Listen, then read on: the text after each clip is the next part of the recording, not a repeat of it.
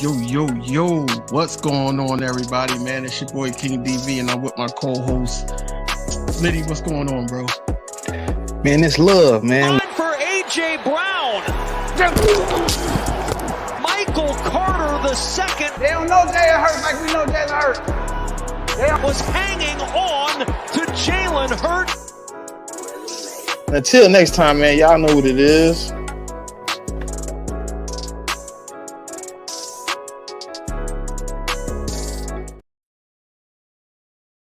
Yes, sir. Back with another video. Inside the Nest.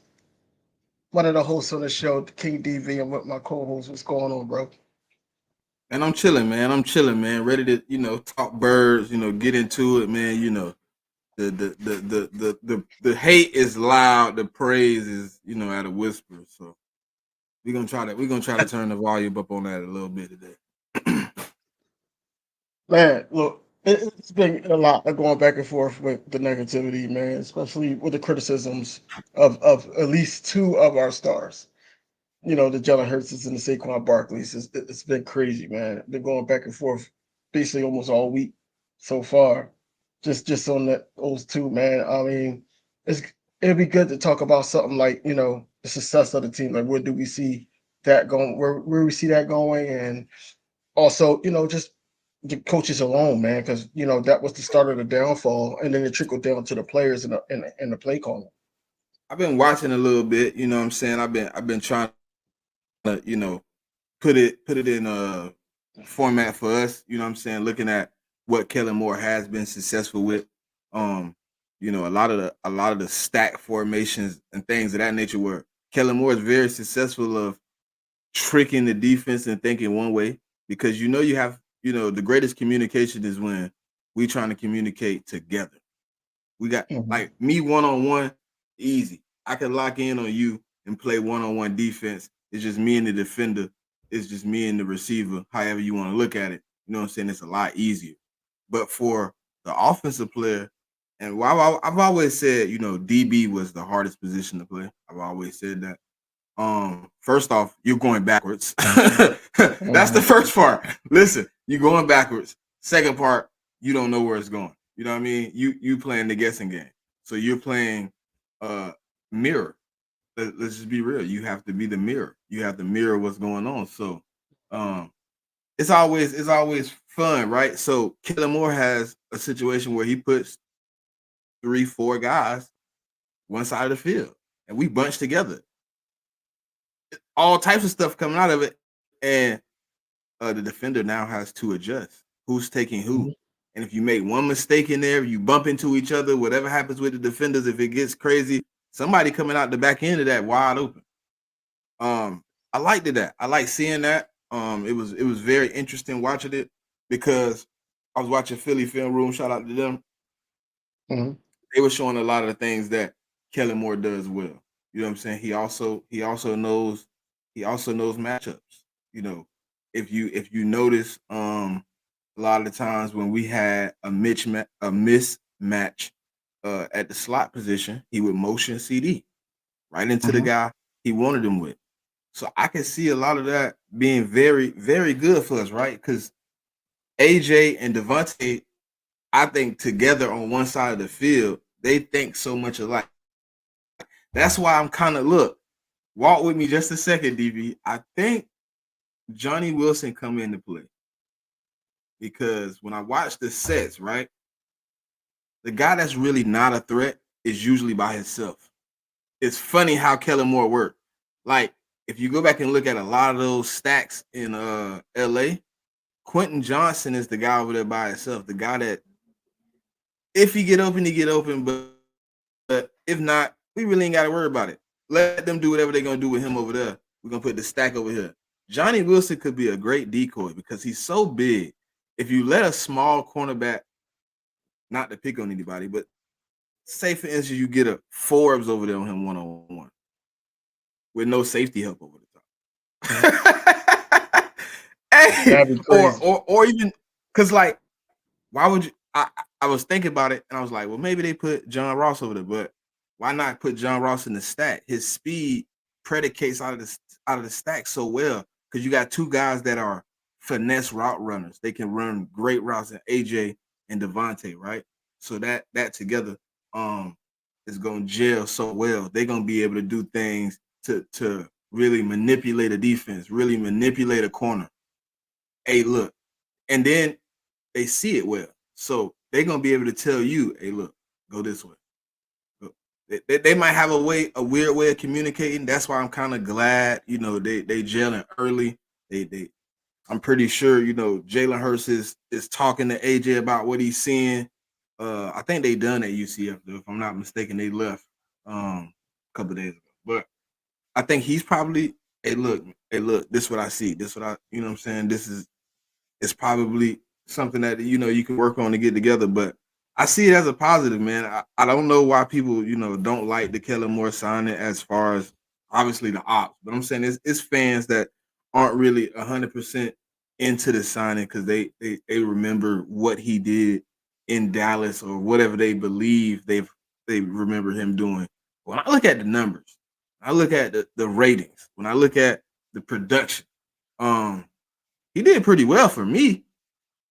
I mean, to me, Dak Prescott had 2 outstanding seasons under Kellen Moore.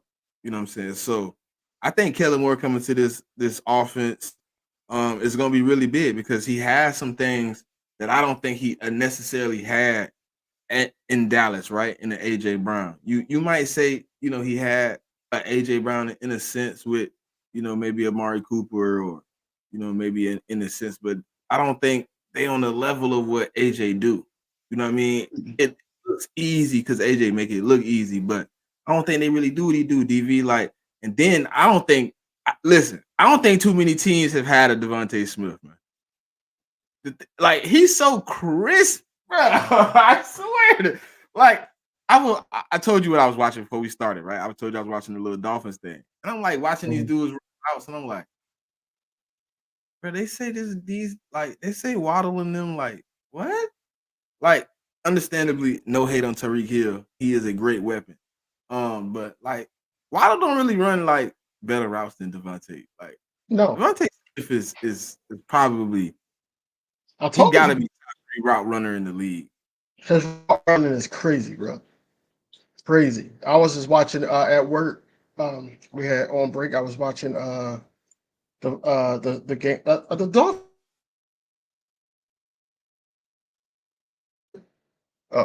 I was watching the Dolphins game, and man, I'm like the way he run routes, and then also the way he just go up and get the ball is ridiculous, man. Like Devontae Smith is a great weapon. I think he's going to be the one that's on motion most of the time.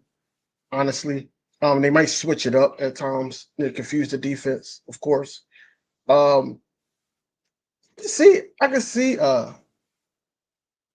John and on the opposite side. I can see that, but I can also see like a Paris Campbell, or I could also see like a Dallas Goedert on the opposite side. I think they're gonna put. I don't know. Dallas Goedert gonna be. I think he's gonna have a special role for sure. I can see him over there though. I definitely because he's a mismatch. If you put the wrong guy out there, that could be an easy check and go. You know what I mean? Mm-hmm. I can see that for sure. I was looking at that too, but the Paris Campbell one, ooh wee, that's a lot of speed. That's a lot of speed on the field, bro. I ain't It gonna is. lie. This probably like I ain't gonna say it's the fastest team we ever had, but we got some speed. This the fastest team we've had under Sirianni though, for sure. Yeah, because you bring in John Ross, that's already surpassed what Quez Watkins was for us. Um, if he stays on the roster, of course. I believe he's going to be on the roster. Nah, didn't they sign him to a little 1-year lucrative little deal? I think he hit for a little I minute. think so. I think so. I think he But signed yeah, for it. you gotta just think like I think we upgraded in the wide receiver position from For sure. previous seasons. Even though I loved Zacchaeus, but we didn't utilize him correctly. I feel like if Zacchaeus was on this team, it would have been no question about who was wide receiver 3. It wouldn't have been. Paris He Campbell was would've- just. Yeah. It wouldn't have been no question, bro. Nah, it wouldn't have been a question. He would have been locked in. Yeah. But then with that being said, I don't think a lot of guys are here if we have Olamide still on the roster either. I think maybe John Ross here, but I don't think Paris here, or vice versa. Either Paris here and John not here. I don't think both of them are here. I would say Paris be here because that's Nick Sirianni guy. Maybe And they've been him. And the Eagles been looking to draft him. So, or they was looking at him, they was scouting him before coming in the league. They was scouting him. Oh, what's good, Doomsday? My bad, brother. My bad, brother. We just chilling, man. We just vibing, man. Good Wednesday night, 7 o'clock. We inside the nest, man. You seen that? It's a couple of our guys I've seen videos and pictures of they working. I see CJ Gardner Johnson. He was working. Of course, I've seen Saquon Barkley working with Sterling Shepard. Seen him working with him.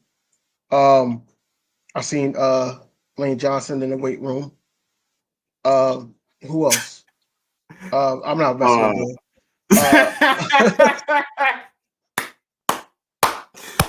Hey, I knew it. All right, now what's up? What's up, Cole, man? What's going on, bro? Who else? Slay and Mekhi Gardner. Yeah, they were in the weight room as well. There was a couple of our guys just working out, getting ready for training camp. Man, we got less than 2 weeks. Less than 2 weeks. It's finna get I'm real. excited. It's finna get real. Hey, look, man. I'm excited. Listen, I did not enjoy the slow season, but I'm gonna enjoy getting back to this work, man. It's shmoney, man. It's time to. Man, I just got build. back. I just got back and doing my recording and those videos and stuff like that. And I don't know how, shout out to everybody that do it on a daily basis, man. I'm trying to get there and try to do it on a daily basis, like just record like in the middle of the night and just edit it. But I'm talking about around this season, they just pulling it out the air, like, yeah, this, that, and the third, and this person ate a Slim Jim today. Like, I don't care about none of that. Like, but you got to feed the people. Right now, you get in the algorithm like that to the point where your numbers start being consistent. So that's what I've been doing. But it's just hard. Pause.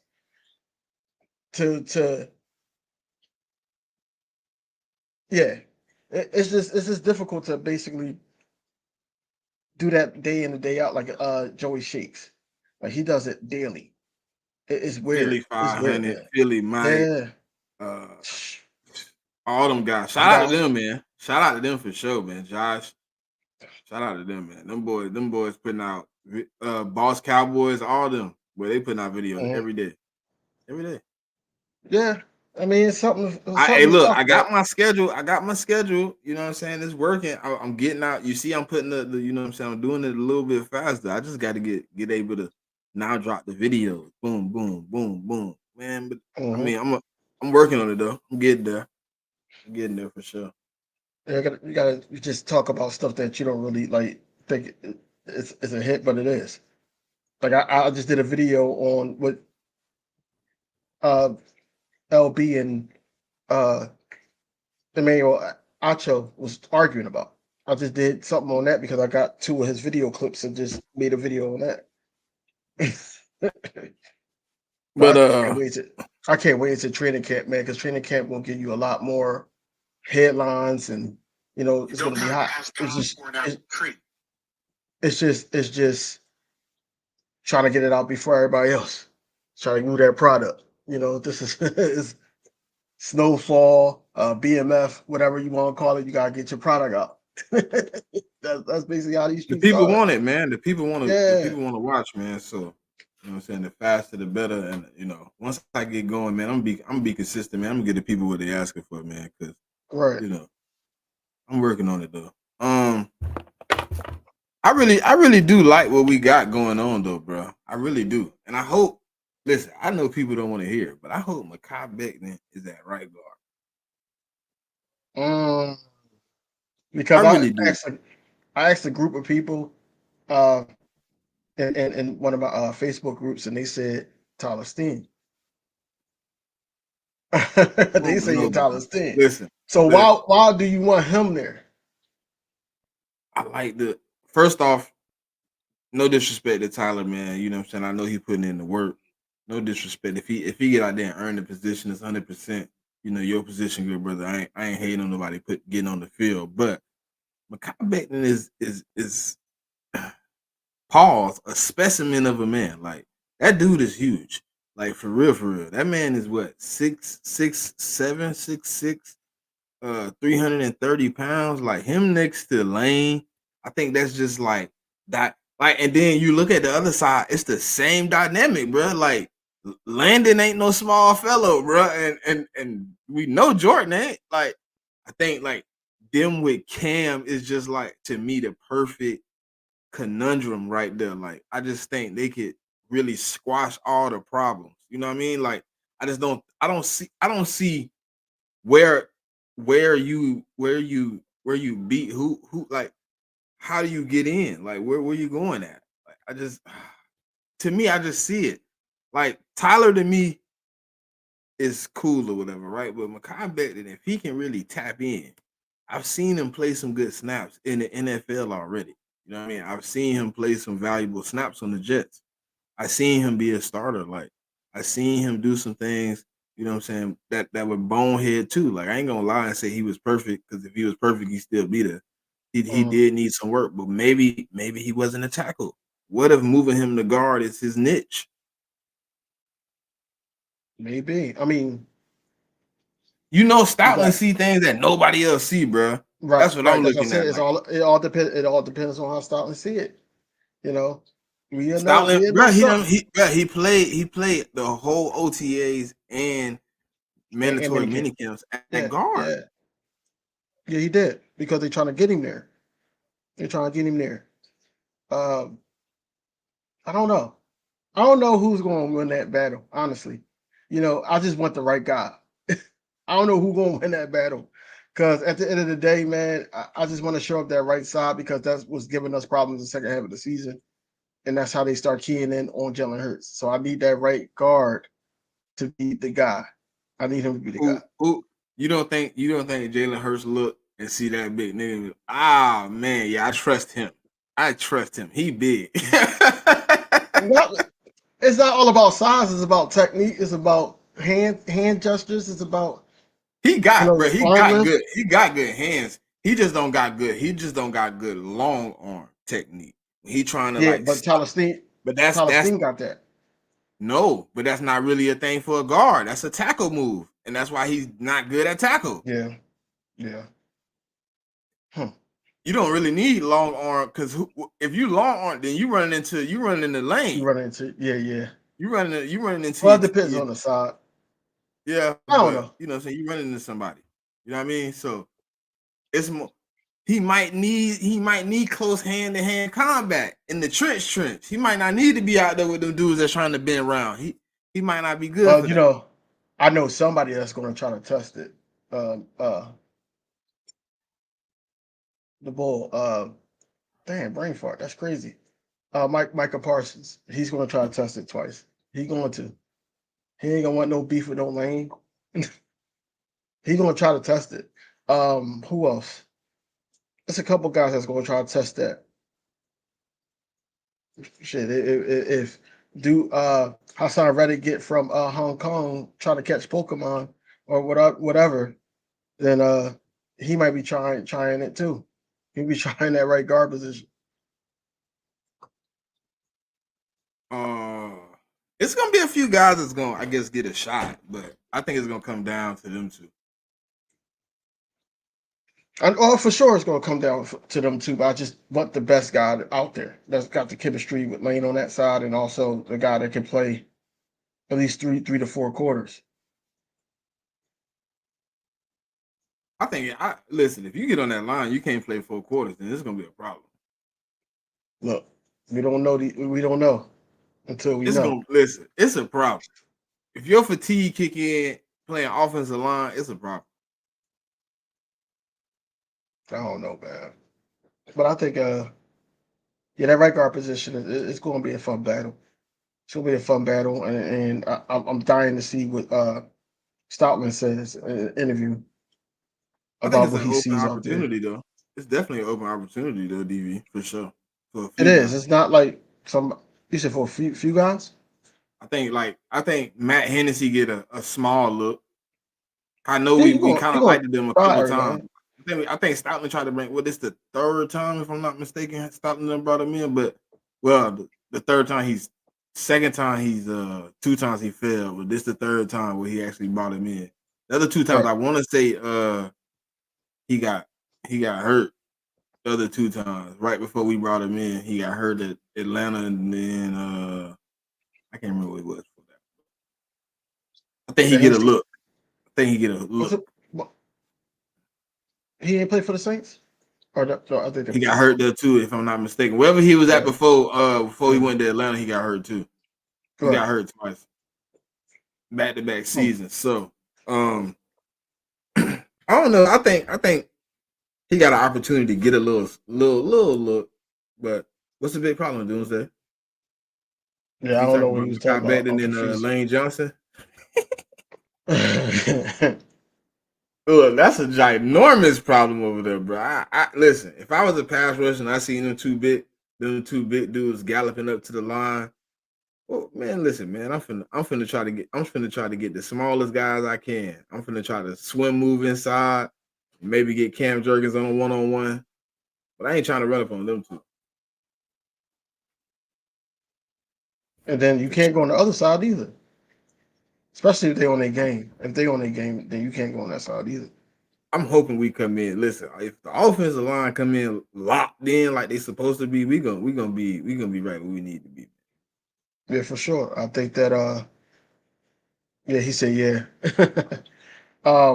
But yeah, that's what you need because now you need that timing to be down packed so you can run those plays that we were talking about, them stacks, the pre stat motions, things like that to get Jalen Hurts um comfortable with everything, knowing who's out there, knowing the team, the brotherhood and the chemistry is already there off the field. It has to be there on the field as well. Um, it's a long season. It's going to be a long season, but you want, like I said, you want the right guys out there. And we already know who's out there on offense, but the offensive line has to be intact. And then the right guard position, it has to be the right person. Now, I trust Stoutland, so I ain't really too concerned about it. Um, in a sense, from what I saw from Kellen Moore, I do trust him to an extent. I want to see when, we talked about this when we're sitting up there and we're winning by like 20, 21, and it's late in the game. Do you pull your guys or do you sit up, allow them to do what they did it in Dallas? You know, The that's what fun I'm part concerned about about. Fade DV, you know what we'll do. He started doing boo, run the ball, run Yeah, yeah. the whole link. It'll be rocking. All you hear is run the ball. I mean, I listen. My whole thing is I'm hoping Jeff Stoutland and those people have a voice. You know what I mean? They're able to. Hey, Kellen, come on, let's run the air out of it.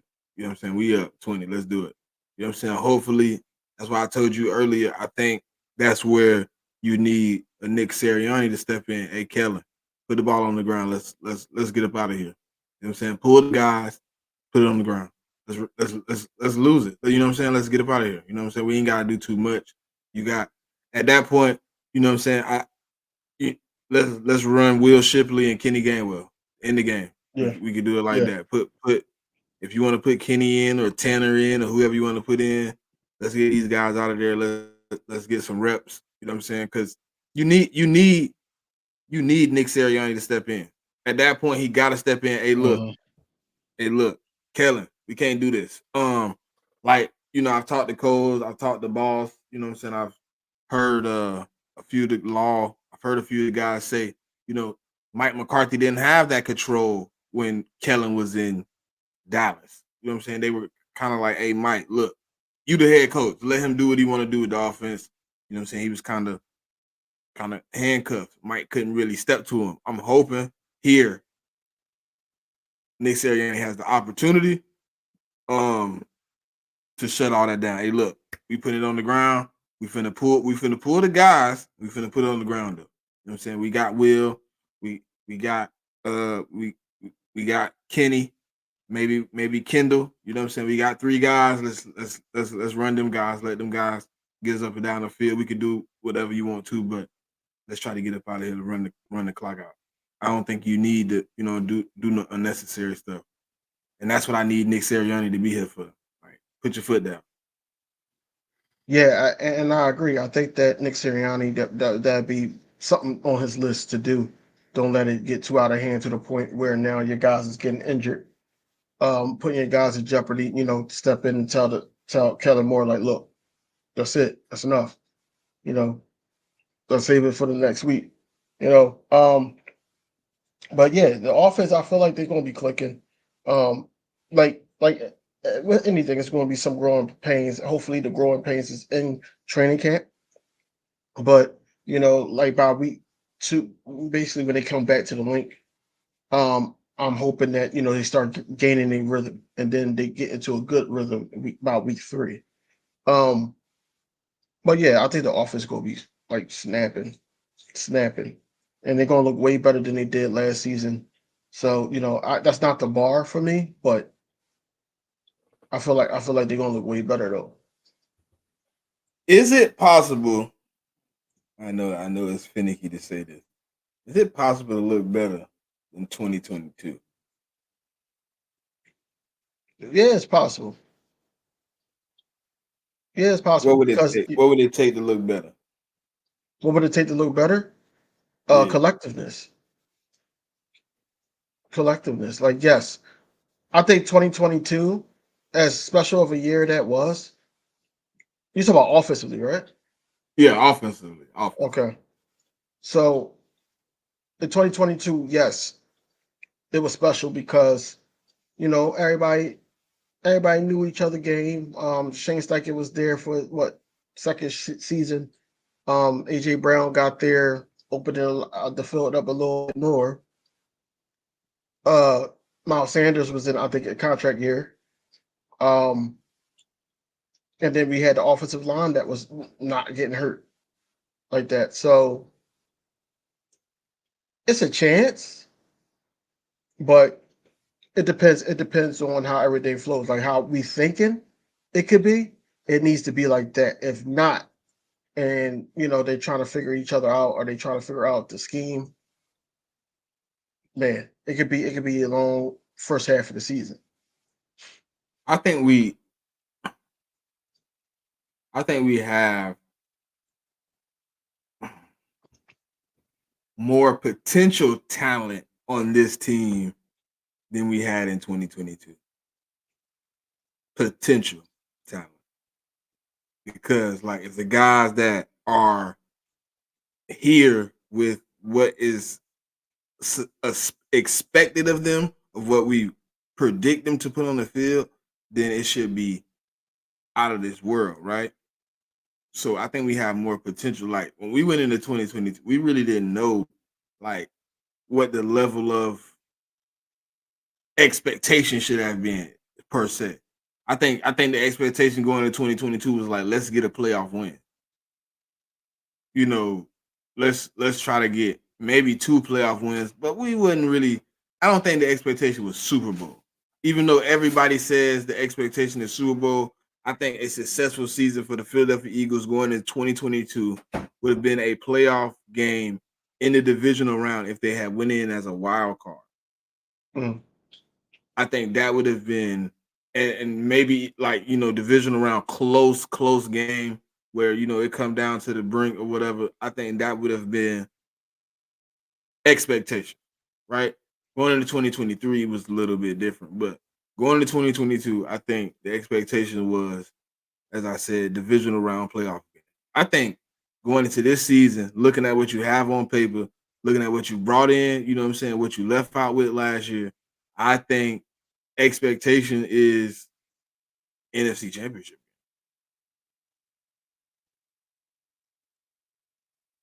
Man, a lot of people here want to finish the job, man. They try to get I that ring back. listen. Back of your head, NFC Championship game is kind of like, all right, look, we get there, we gotta handle business, but let's get that. That's like we need to be there Yeah, to get our chance yeah. back to the Super Bowl. I We see what can't you're be getting saying. put out in the divisional. We can't get put out in the wild card. We need to be in the NFC Championship game. Uh-huh. Give our chance another chance to get back to the big show. Now, when you get there, obviously the expectation is to win every game. So, with that being said, Super Bowl is obviously the expectation once you make it there. But I Yeah. think NFC Championship game gotta be it, bro. Well, you get there, I think honestly, like the AJ Browns, the Devontae Smiths, the Dallas Goddards, the Lane Johnsons, the Jalen Hurts. They in their mind, they're like, yo, we've been here before. We ain't letting this slip again. And then with a Saquon Barkley leadership wise, going to be there in the locker room too. I don't think that's going to happen. I don't think that's going to happen again. How we now, I'm not going to say it was a bad game, a bad showing. It was just it was bad defensive play in the second half for us in the Super Bowl. But if we get back there, I don't see us losing. I think. Listen, so obviously, I don't want to even think about losing it again. Listen, 1-4 would be disgusting. I ain't gonna Yeah. But past that, what's good, Jigga? What's good, Stu? Shout out to y'all, man, for popping in, man. We just hanging out, chilling. If y'all haven't yet, man, hit the like, hit the subscribe. As obviously you see people there in the comment section. So if you want to leave a comment, good content coming, man. We about to get back into it. The roll of things is about to turn back up. You don't want to miss any of this content. And listen, if you ain't able to, tap in on the YouTube, or if you are tapped in on the YouTube and you need some time to listen to it, go ahead and tap into Inside the Nest on Spotify. Every week we dropping the shows there, man, so you can catch last week's show. It's on there, so this week's show will be on there Saturday morning, so tap in with us. But nah, bro, I'm really ready to see this thing play out. No, we just been talking about the offense. Yeah, we've been on the offense, man, because that's what if you really look at the media, bro, they not paying attention to the defense. They're not giving the defense no type of hate or love. You know what I mean? It ain't really they attacking the offense. So I just wanted to. That's kind of where we was at today. I was just like, hey, let's give the offense just a little bit of love. You know what I'm saying? First half of the show, we can move on, but they've been killing them. Because I feel like the media, national media, is not going to give the defense that type of exposure because there's a lot of uncertainty on that defense. That's basically what it is. I'm not saying there's not guys on there that made a name for themselves in the NFL or even in the collegiate stage. We know what we got, but how everything going to mesh and everything like that. That's probably why you don't hear too much about them. But you got a Saquon and Jalen Hurts. That's a hot topic. AJ Brown is a hot topic. Jason Kelsey leaving is a hot topic. There's so much Kellen Moore coming into the offense. That's a hot topic because of people that had him as their offensive coordinator before. It ain't even listen, DV. To me, bro, it ain't even necessarily Kellen Moore. To be honest, it's just the fact that we got a new offensive coordinator again. Yeah, they don't even care that it's Kellen. It could have been anybody. We dealt with that. We dealt with that already, man. Kellen Moore is not Brian Johnson, and Kellen Moore is damn sure is not a bad play caller like Nick Sirianni.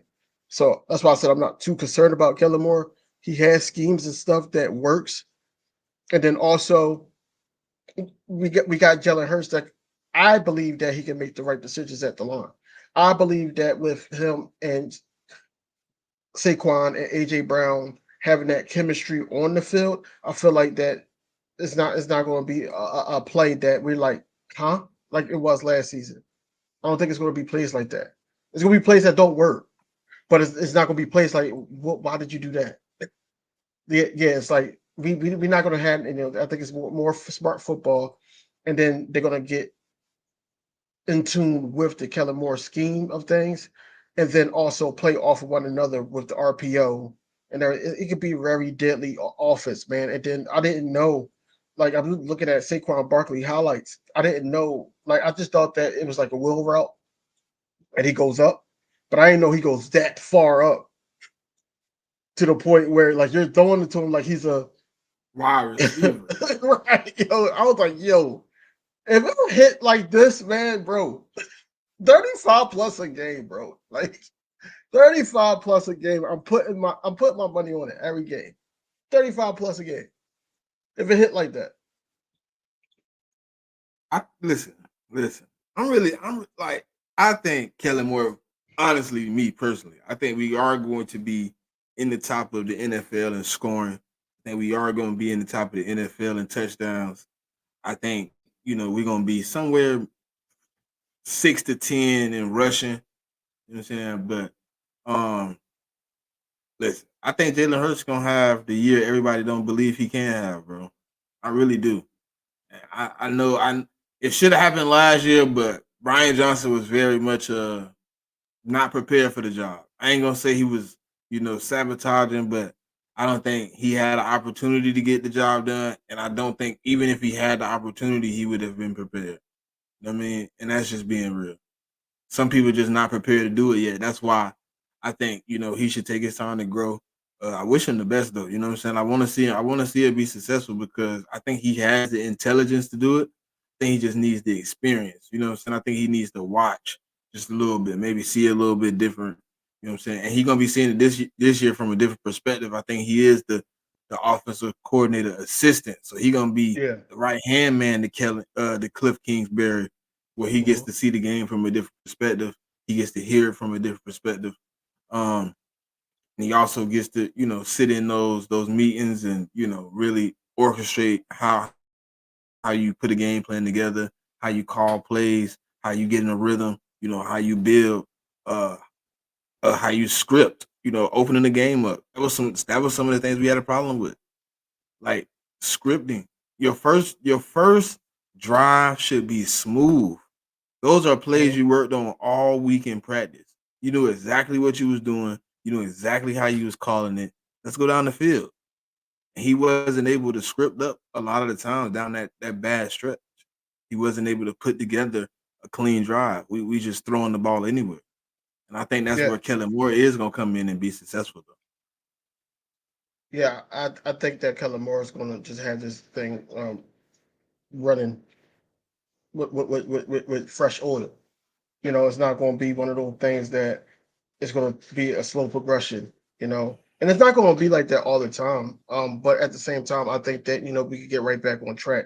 Whereas though last season, I don't think once it was like bad, it was all downhill. The only thing that was working for us was a RPO here and there, a quarterback draw, and tush push. I think that was Brian Johnson's biggest problem, though.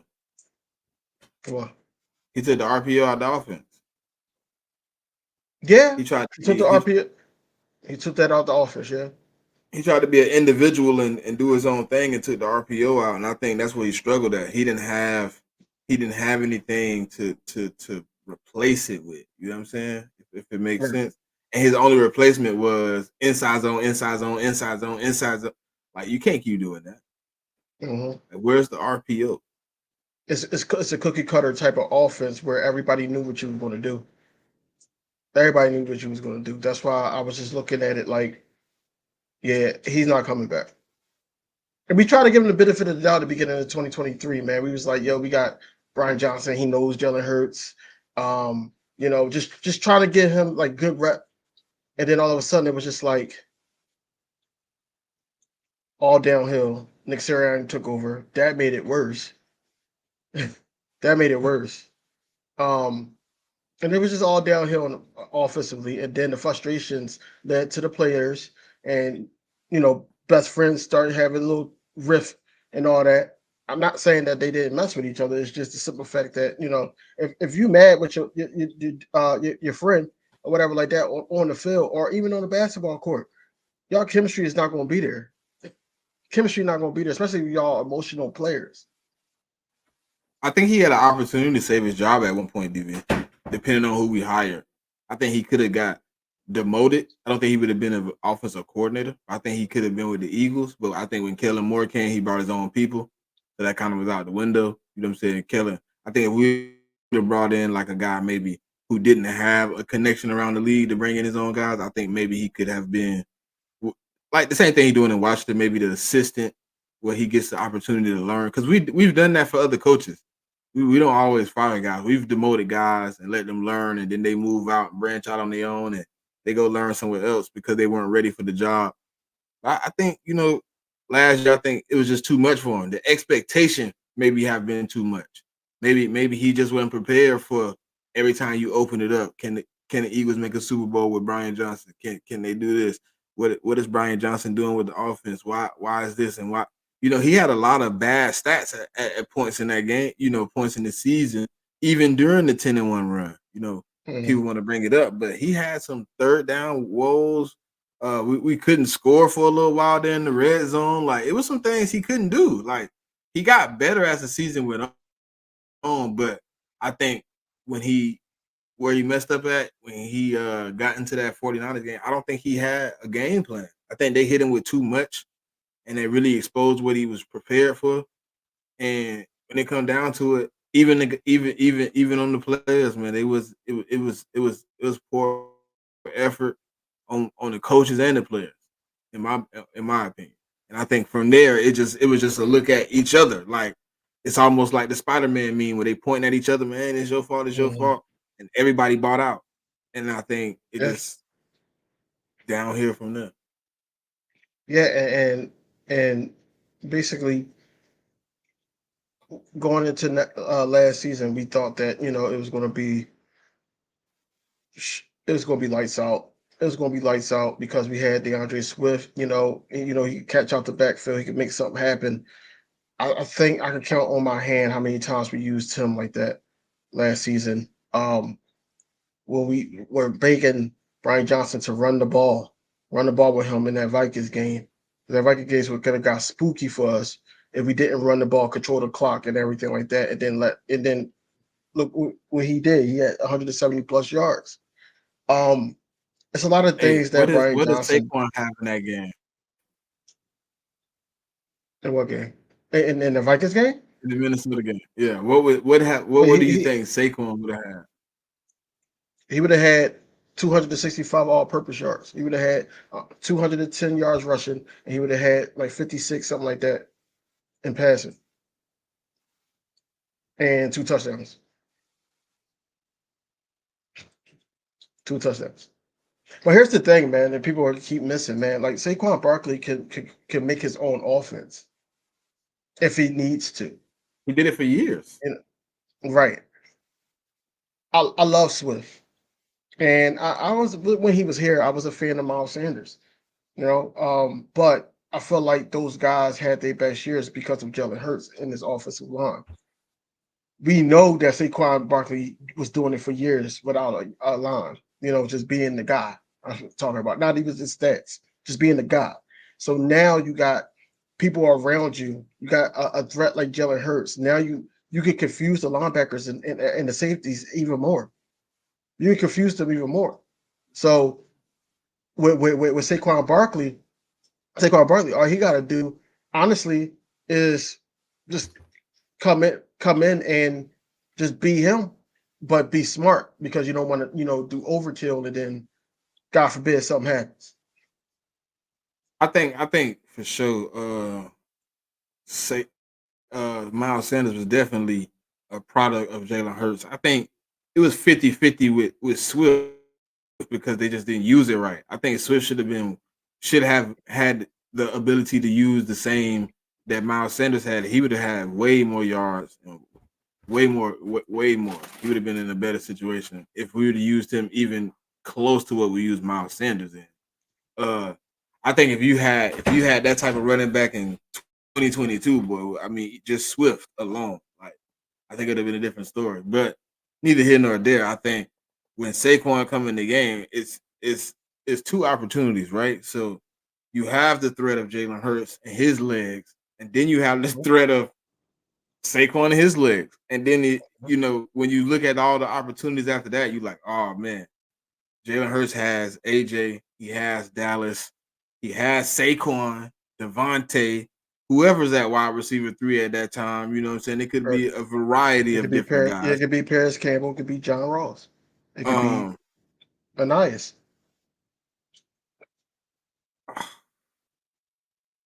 I think it's gonna be even, Jigga. I don't think it's gonna be I think it's gonna be matchup based. I think it is gonna be a little bit. I think it's gonna be. I want to say 60-40.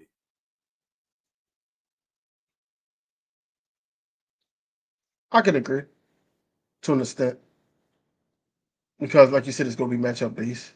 But Saquon is also. But you got to think Saquon is in that 40 and he in the 60s. You know what I'm saying? So that's kind of why 60-40. I think. Yeah. It could be a little bit different, but I think 60-40 probably gonna be the split. Question: Do you think Kellen Moore put Kenneth Gainwell in a 2-minute drill? Gaslight. Why do you think I was laughing? Why do you think? No, it's a serious question though, because last season it was like that. But we got Saquon now, so I think it's gonna be. I don't think it's gonna be as much as it was in the previous years of the split. I think we still will use a variety of different packages with different running backs on the field, but I don't think Saquon will come off the field as much because he does so much. If you think about it, Miles Sanders wasn't great at pass blocking, neither was Swift. So you got a guy in Saquon who does a lot more. You know what I'm saying? He's able to pass block. He's able to run between the tackles outside. He can go outside and be a receiver. He can come out the backfield and be a receiver. He can be, you know what I'm saying? He could take a running back screen to the crib. He can take an old flank route to the crib. So it's a situation where I think this is the most dynamic running back we've had in the backfield who can do the whole tree. If you really think about it, everything a running back is supposed to do, you look at Saquon Barkley, he does it all. And most of it at a high level. So I think it will be a multitude of running backs in the game, but I don't think they will get as many snaps as the running back 2 and 3 have gotten over the past few years.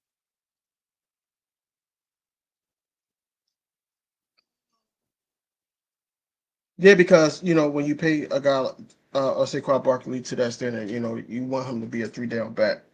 And it doesn't always mean running or anything like that, but he's a 3-down back. Now, I'm anxious to see how Will Shipley tackle this training camp. We've seen him working with Jalen Hurts.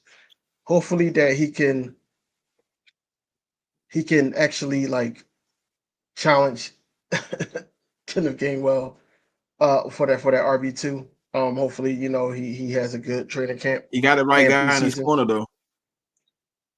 Yeah, you better stay with that guy in his corner, Saquon. Yeah, because they've been talking. Him and Saquon. Them two right there like work. They don't care about nothing else but work. Facts. This is the you most out here putting it in. This is the most since 2 seasons, 2022, 2023, I've seen Jalen Hurts smile because of the new teammate. Of course, he went to the show. I've seen him smile a couple times. He got a trophy after. A lot of pressure, DV. I really do, bro. I think that contract. I think expectations. I think media. You talking about for Jalen Hurts? Yeah, I think that wore on him a little bit. Just all that going on at one time. I think it wore in his mind. He's like, I just want to play football, bro. I just want to.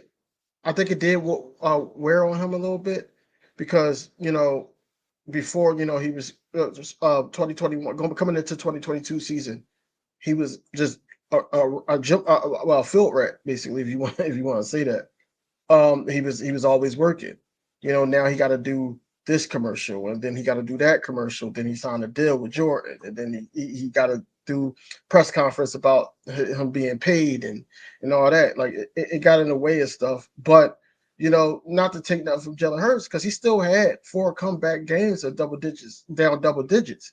So not to take nothing away from him, but I feel like that if he's not in that same routine, I feel like that it can throw everything off. On top of the mixing of once again the play calling, and then it trickles down to your leadership, your mood, because we've seen it plenty of times. He's sitting there look like he pouting, not even listening to what Brian Johnson is trying to say to him.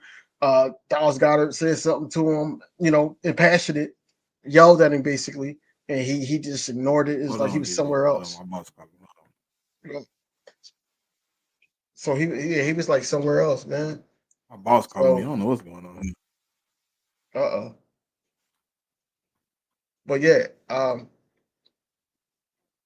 overall, man, I just can't wait for this offense to start rolling, man. Just can't wait for that. Yeah, I mean that's all I got for the offense, man. The offense, that is defense, man. Go ahead. Hold on. Let me see what my boss wants. Keep going. Go. So this defense, right? Like I seen Jigga's question about Dean next to White. I do want him to stay healthy as well, but I want I'm running I downstairs. Give me 2 seconds, DV. Keep rapping. go. So yeah, I do want Dean. I do want Dean to stay healthy, but I don't think he's ready to be a starter. And with that being said, I'm not too sure of Zach Bond. I'm not too sure of him. I think that Zach Bond is a Vic Fangio liking, and this is why he's giving him that shot. But I'm not too sure on him because his expectations for me was special teams, and now he's in that rotation. I like Trot Jr. too, Stu. But like I said, he's got a lot of uncertainty on this defense because yes, we've seen him in college and everything, and yes, he is the son of the X-Man. But at the same time, like, we got to see how he does with this type of scheme. We got to see he got people to outplay to try to get some time on the field. He not just go get it because he's wearing number 54. So we got to, see what he has. We gotta see we gotta see what he has. But like back to Zach Bond, man, I just don't know about him. Devin White is the only thing about Devin White is he always played next to somebody, Devonta David, that was a good fit. I don't know how he would fit with a Zach Bond because we hearing about these reporters, but we don't know. And then on top of that, uh the first thing Devin White said is that him and Kobe Dean playing next to each other because they know each other. I think that we need to give that a shot. We need to give that a shot instead of just keep hearing about Zach Bond this, Zach Bond that. We need to give that a shot to see that chemistry on the field as well. But like I said, I think the Kobe Dean he needs to find his way right now because Vic is not going to have it. Vic not going to have all this. You injured, okay, it's your job back or whatever like that. It's like if you the weakest link or the odd man out, then it's next man up. And that's basically what Vic is on. Facts. You talk about the linebackers. I'm already hip. I see everybody want Axeman Jr. to play. He not ready, bro. Come on, bro. Let's be real. You don't think so? No. I'll say I like him. I said I like him, but he gotta be I'm equipped to cool. this. Let him grow. Let him build. Why throw him out on the field to get? Come on, man. Look, let's not create bad habits. Let him grow. Let him learn. Yeah. It's an opportunity to be on the sideline and learn. You can't just throw everybody on the field, bro, just because you drafted them. So like we got a 1 year guy, Devin White, Kobe Dean coming off of the injury. Trot, he's a rookie, and we got him later rounds, so he might not see the field right away unless it's special teams. or God forbid somebody get hurt. Well, speaking of, I did want to ask you a question. Did you hear about us being interested in Kawhi Alexander?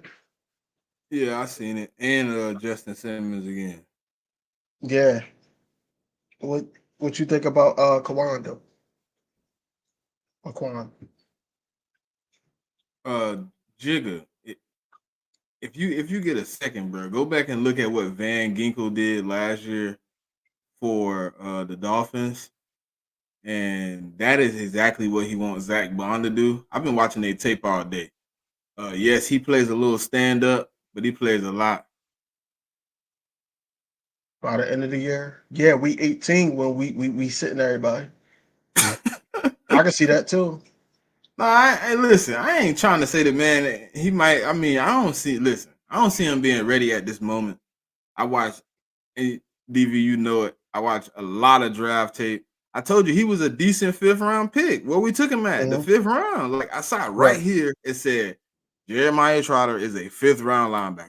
Mm-hmm. Everybody said second. 5th round. What round we took him in? 5th round. As we got closer, it's It crazy. ain't like I'm hating on the man. I watched the tape. As we He got cooked closer last to the year. He had a draft, bad season. as we got Say it closer again. to the draft, as we got close to the draft, he kept dropping. I saw him keep dropping. He kept dropping, and I think Colson dropped like a round in my mock drafts.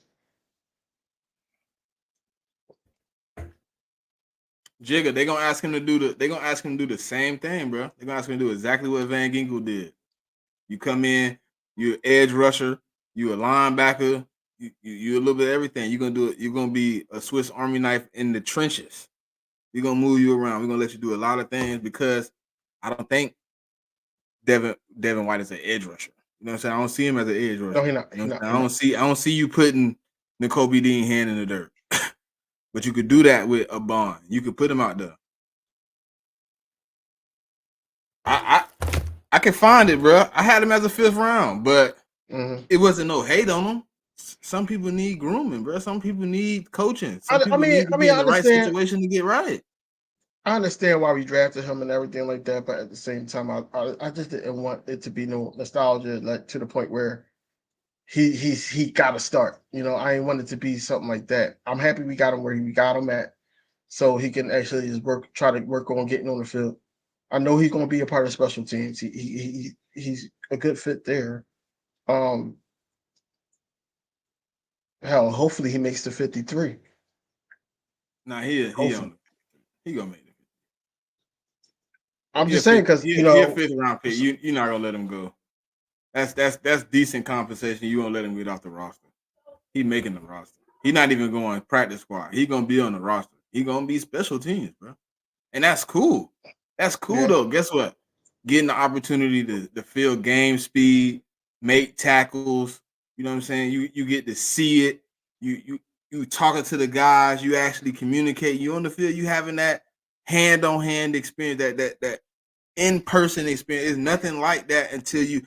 It's nothing close to being on the field other than being on the field. But if you can get all the reps that you can get, special teams, you might even, bro, you might even get a few snaps here and there. You know what I'm saying? We up or the game is in hand. Hey, try get out there. You know what I'm saying? Go out there, get your snaps, get your opportunity to play because you just pointed out Devin White is a 1-year rental. If he does not get re-signed, who's next up? It's probably Trotter and N'Kobe Dean next year if N'Kobe Dean has a good season this year. So then it's probably those two next year starting. It's probably our 2 linebackers. Like, let's be real with it. I need us to invest in linebacker, man. Like, you know, hopefully we can. Obviously, you want that guy, but no. That's a done deal. That's a done deal. But I want them to look, into the draft for a guy that can develop. I don't want to keep getting like 1 year like Zach Cunningham's and people like that. I don't want to keep doing it. just to try to fill the void for what we lost. Like I want a guy that's going to be here, and I can be like, yo, that's the Hopefully linebackers Devin might for the show future. up, and then we then we good, and he But get like I paid said, here. like I said, Hopefully, when you left the screen, Devin White plays well with someone. We don't know the chemistry with these guys yet. So, like, I what is think Zach Bond? he said, didn't he say him and what's it called have been kind of communicating back and forth? If I'm not mistaken. Him and the Kobe, yeah. Yeah. So he wants the Kobe Dean to be on the side of him because they know each other. They familiar with each other, I should say. Didn't they used to work out together when they was in college? I think he was at Yeah. LSU and then Alabama, right? Yeah. And that's what I want. But I think we got a lot of good problems though. Like at the end Well, of we the got day, good. we got good We got good problems. You know problems. what I'm saying? I was just trying to work from the inside out. Oh Pause. no, But no, I was just no. I trying to get do what you're that. saying, but I'm just saying like we got good. Like he just pointed out Ben Van Summerman. You got Okure, Jabari Okure, who also is a versatile guy who might be an odd man out. Ben Van Summerman might be the odd man out. Do y'all feel like this is a make or break year for Jalen Hurts? In what way? I don't think the turnovers can happen again. Obviously, I think it's a make or break season to clean that back up. I think I don't think he really had a bad season where it's make or break. I think he needs to clean up some things, yes. But when you say make or break, I mean, what we speaking of? 4,000 yards, 30 touchdowns, another NFC championship game. Like, I mean, what's the make or break? I don't like this question. That's why I don't like it either, because it's like it's so many variables to make or break season. Like, what is the you know what I'm saying? Where we at with the make or break? Like he didn't have a bad. It ain't like he didn't make the playoffs last year. So I mean, he made the playoffs, even though he lost. He made the playoffs. Pretty good for me. Outside the interception, had a pretty good stat line. So I mean, that's probably the only thing I'll say is make or break. Like make or break them interceptions up.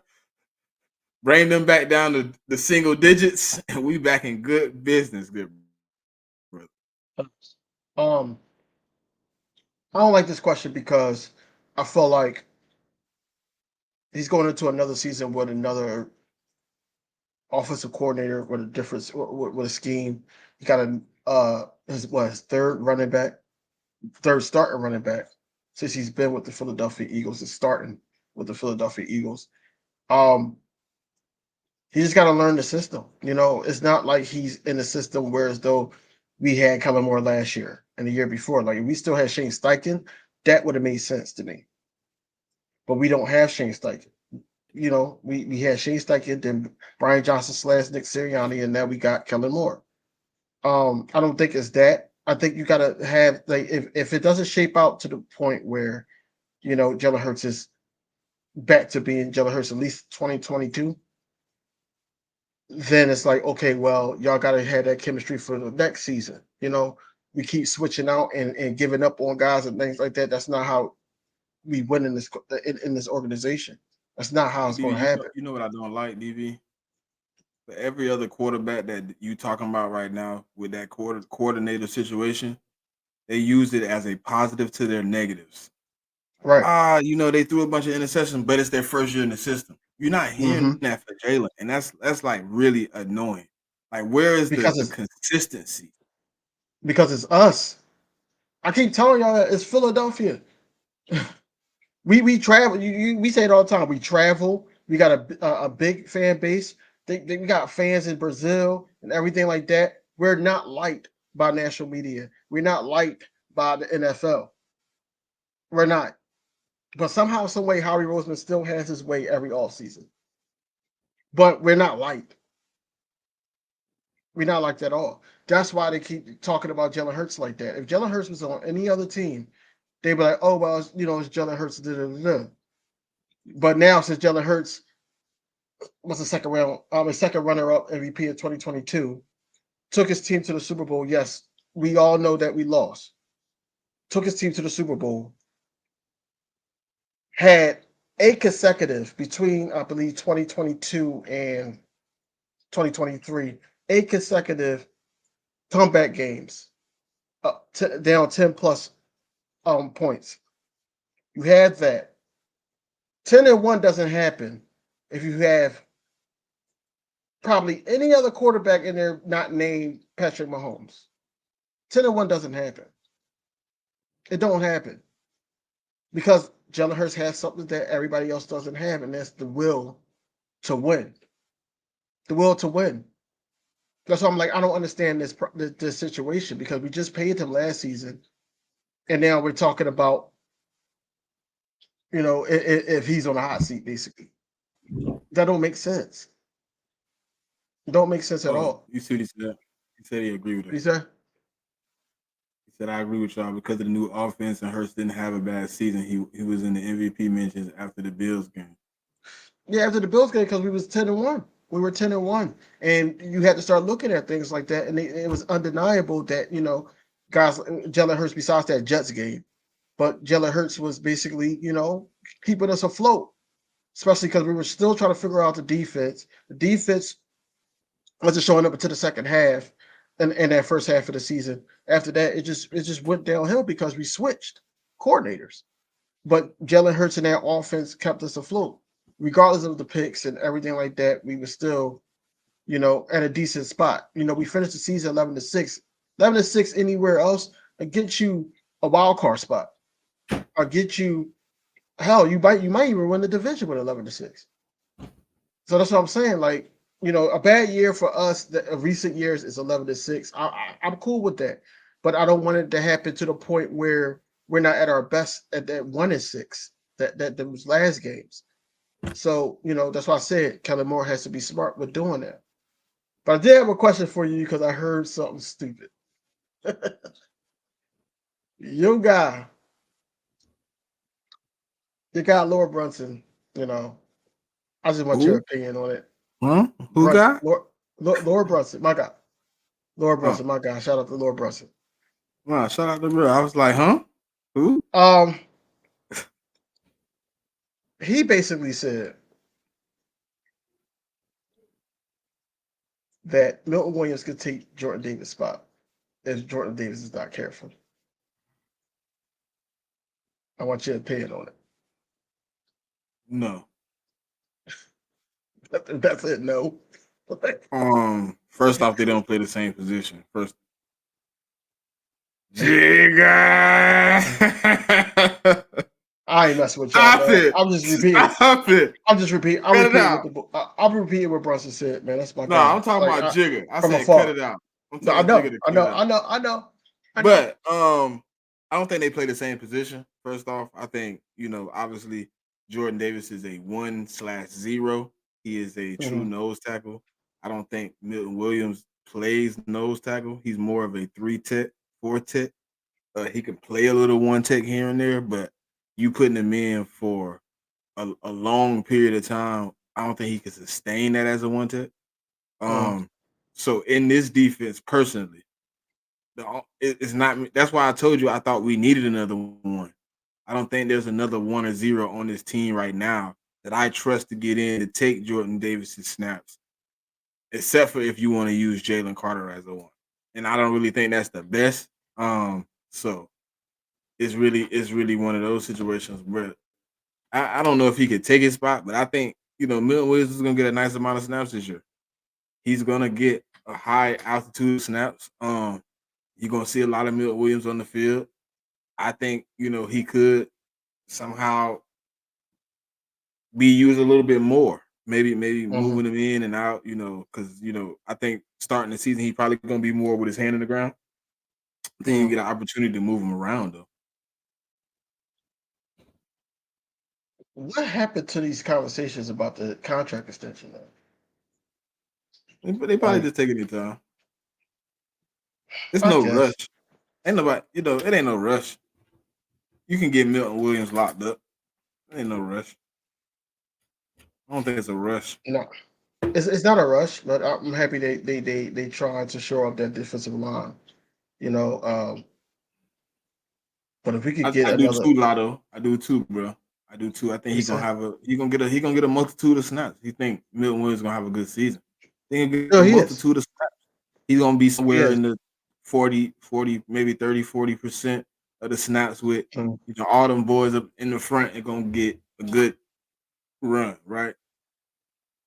I think Jalen Carter gonna get a high altitude of them though, for sure. I think he gonna have to get it. I think Jalen Carter gonna show out, man. I think that I boy. hope so, bro. I really do. He gonna show out, man. Because it's I big. really do. It's big talk from like people in our squad, people that was at our I think Jalen Brunson actually said something about Jalen Carter and basically how he moved and everything. And I'm like, yo, if we could get something like that out of him, like I don't know, like a 10+ sack season from him, and then them plays where he just like breaking up the offensive line and everything, man. He said, "Get that deal done early." Yeah, that's what I was saying. I wanted to halt, and then he started having a ball out season, and now we renegotiate what we was Nah, negotiating. he's still gonna be reasonable. Even if he have a good season, he's still reasonable. Hey, Lotto, if he does, bruh, I'm coming back. I'm coming back to this video because I remember you said that. That's crazy. If he do All Pro, That'd be a you great can't tell me season nothing. for us, man. I would be, hey, look, I'd be ecstatic he dropped all pro. You can't tell me nothing. I'm like, y'all I was making think fun of him, listen, talking about his off field shit, and look what he did. what happens if Jordan Davis does it though? We expect Jalen Carter to do it. What happens when Mm, you look at the D tackle and Jordan Davis on there for all pro? Then what's gonna be said? that defensive line is scary. That's what I'm gonna say. It's scary I ain't talking because about us, man. I'm talking about the media. You know, right now they're like Jordan oh Davis yeah, might be this and might be that. they not they What not they not happens they if not you gonna look up say and hear all pro? they're not gonna say nothing because they're gonna sit up there and try to blame Vic Fangio and Clint Hurt. That's all they're gonna do because for a couple years now it's been Jordan Davis's weight and everything. So now since the leadership went on to those guys on the defensive line, and then now the conditioning is a big factor in their movements and everything like that, and how I saw him down there at the Eagles autism cycling race.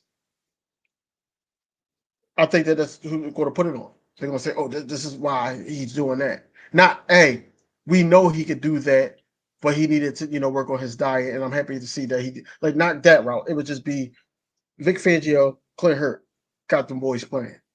Not, "Hey, this was them the whole time." Of course, you're going to need some guidance, of course, but they're not going to say it like, "Oh, Jordan Davis had this in them the whole time."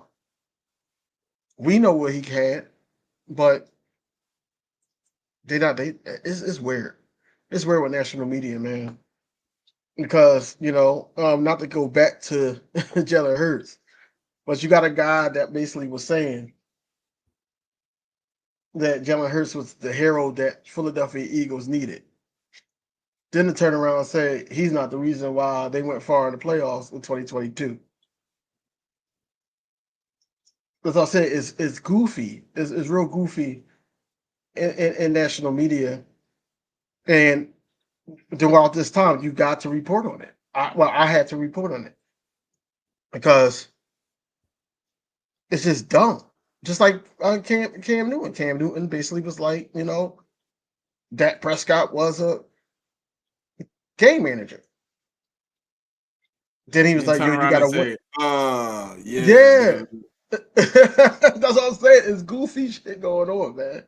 And that's why I'm like, you can't take them seriously, but you got to, be apart. Like, because that's a hot topic, because they make it a hot topic, because who their names are.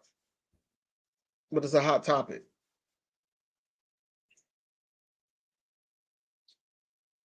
How we I might think so start too. both Like, of them. listen, I think the biggest thing we did was we fired that strength and conditioning coach.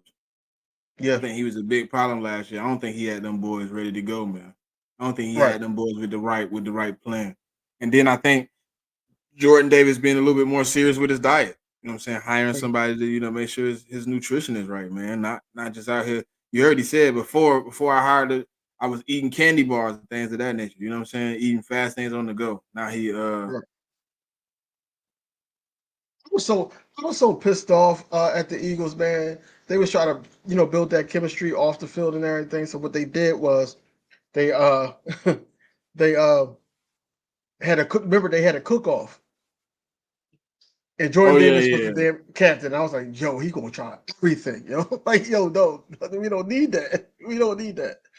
But yeah, he was the captain. Says, yeah, it's camp. Yeah, needs money for it. Yeah.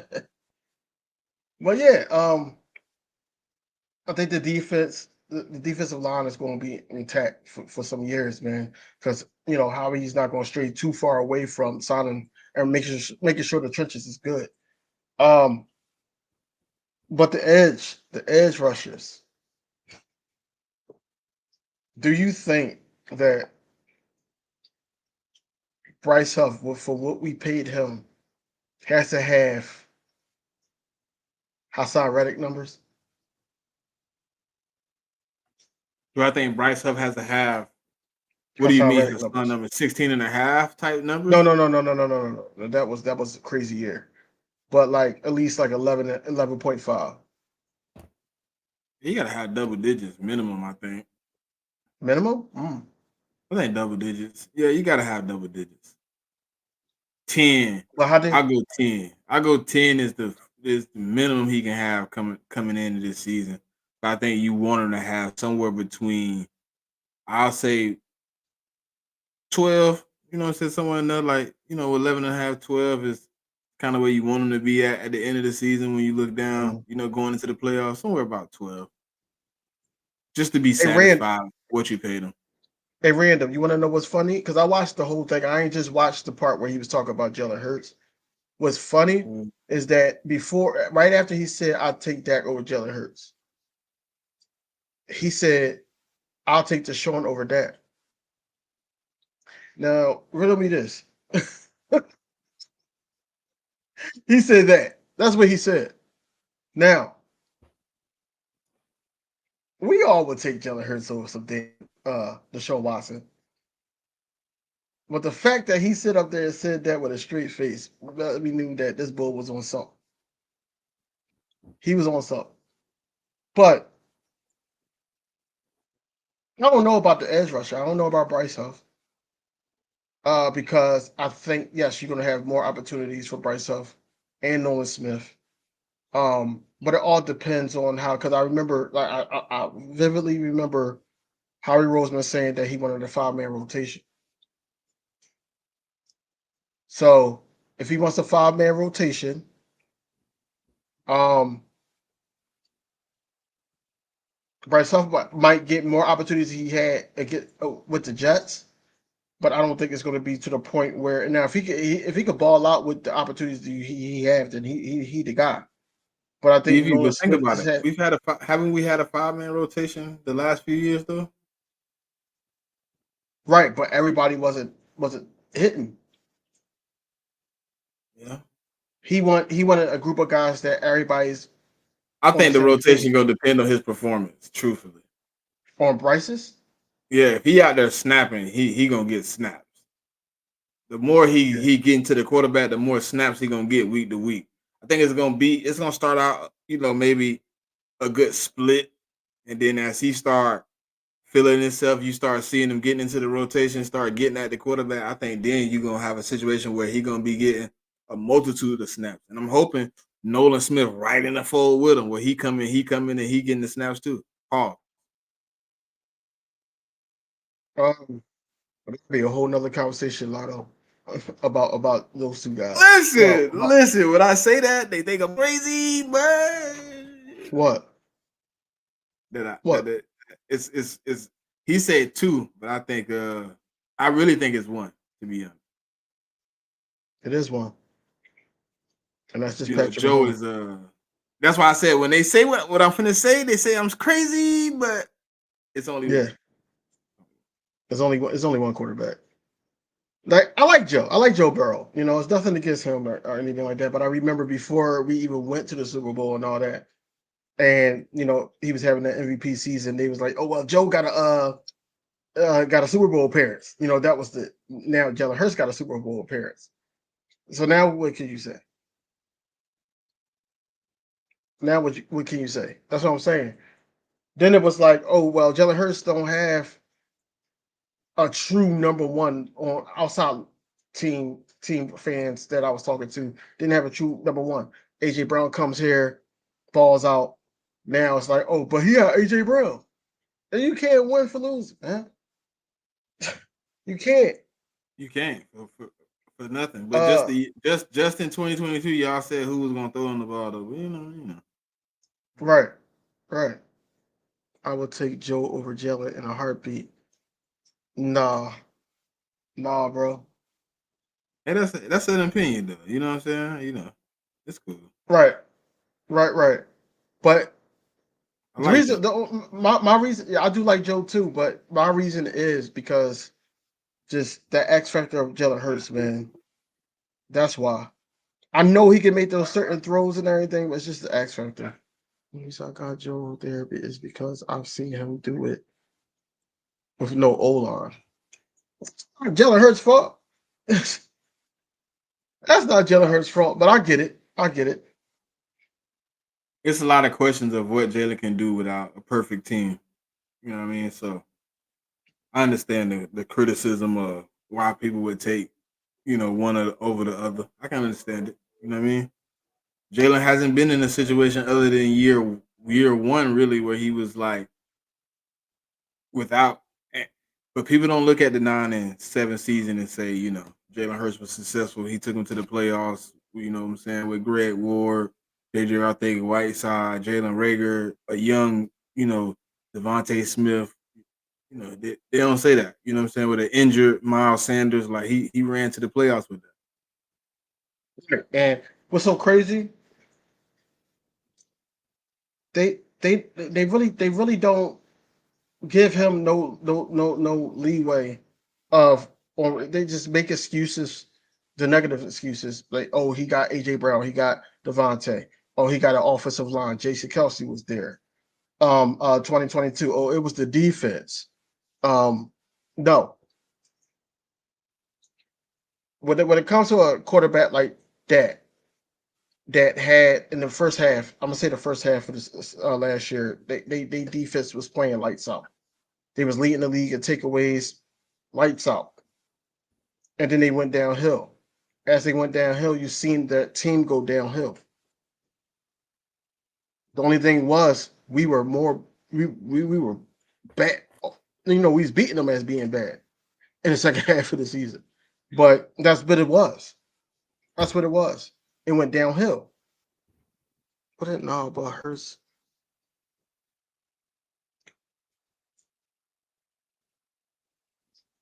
Yeah. It was. I like Ward though. I like Ward. He a real fighter, man. Real warrior mentality, man. He ain't the most talented in the world, but he gonna get out there and give 130,000% every play. I mean, so. But it wasn't. Listen, Hurts and Ward connection might have been decent, right? But it wasn't enough that we should have went to the playoffs.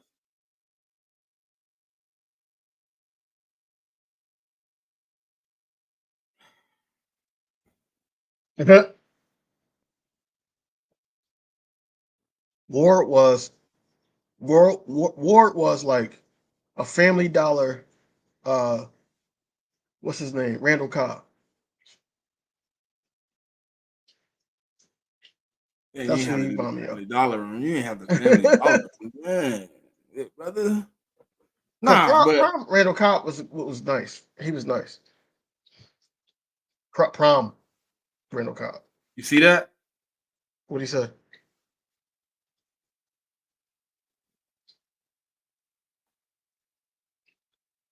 Feeling? Huh?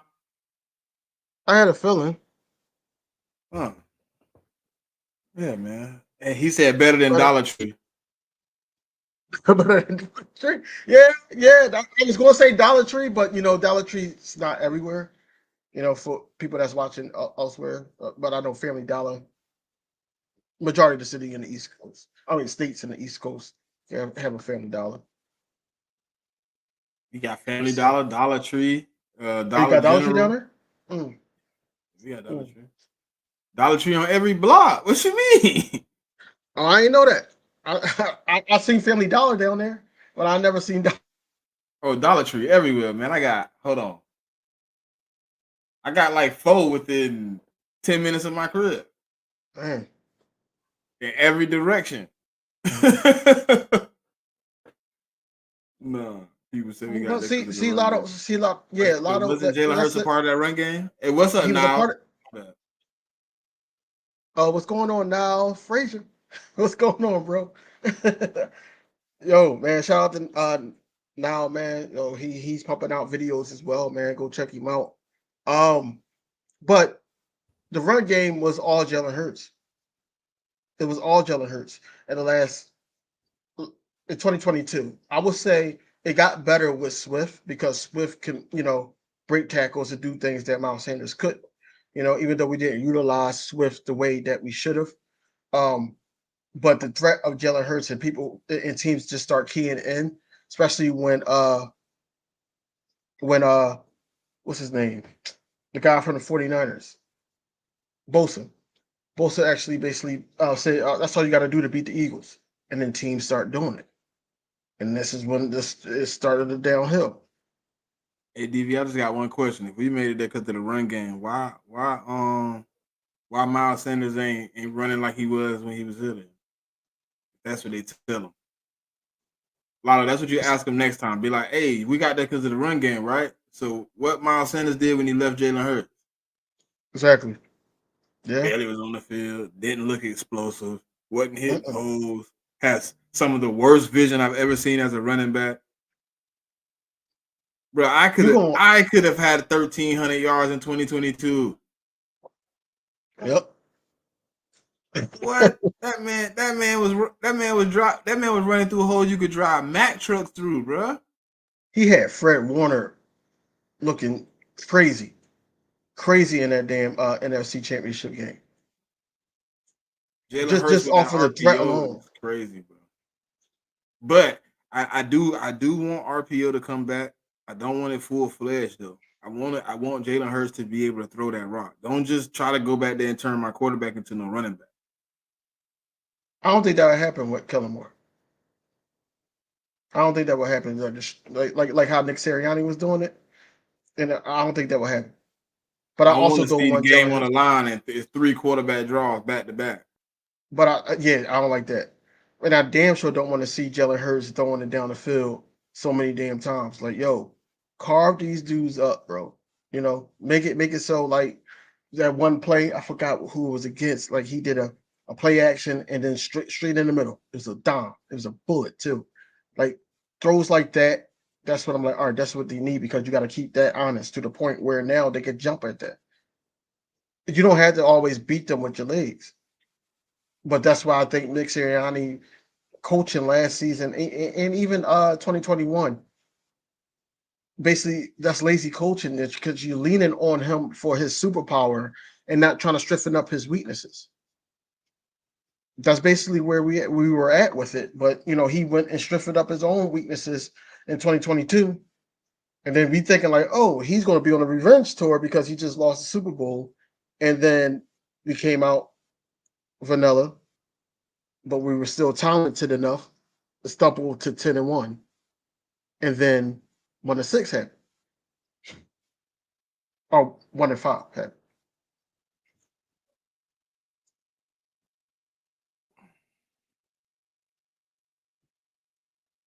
Yeah, that middle of the field, man.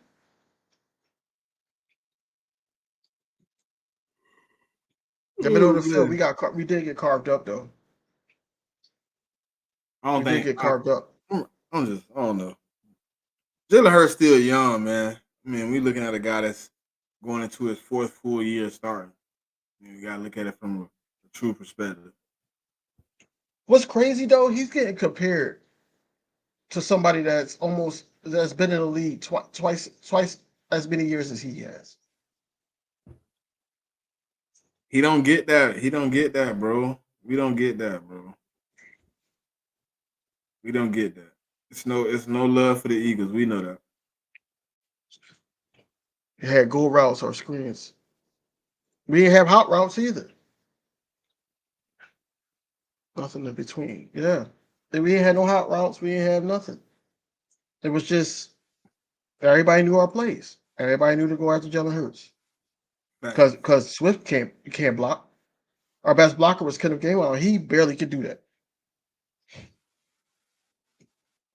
And that's why I think that they paid that much. Gainwell was Because not a good blocker. no, that's why I think they paid that much for Saquon, even though I think it was a steal. But that's why they paid him, because of what he can do. He can block. He can do everything a running back's supposed to do. He can make winning plays. Winning plays.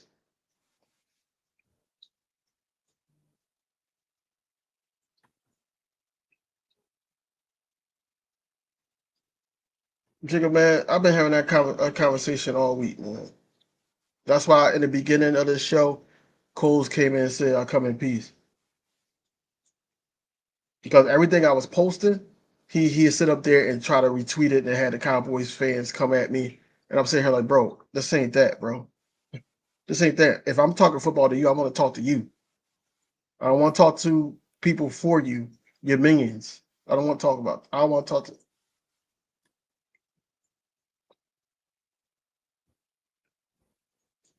Isaiah Rodgers, Quinyon Mitchell. Who's on the outside? Huh? Isaiah Rodgers or Quinyon Mitchell? Who's on the outside? Isaiah.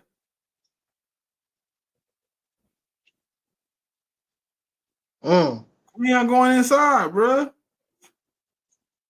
A lot of people said they don't like him inside. He's going inside. Or I mean, Slay playing, so he going inside.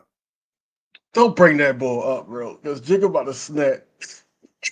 What? It's the truth. No, I'm just saying, Jigga going snap, man. I was trying not to bring him up. Man, that man playing, man. I don't care what Jigga gonna say. That man playing. He better get it together. That's what I'm saying, bro. I know he's gonna start. A lot of people are thinking that this is gonna be his last season with us. It probably is. I don't think so. I think that'd be dumb. I think this is his last season starting. But I don't think this is last season. Last season with us, man. I think it's over with. I honestly think that he should be like, especially if he worried about his health and all that type stuff, he should just rock out this year and be like a Brandon Graham type of corner, like show Queen on the ropes, let him start on that side. I think that would be smart.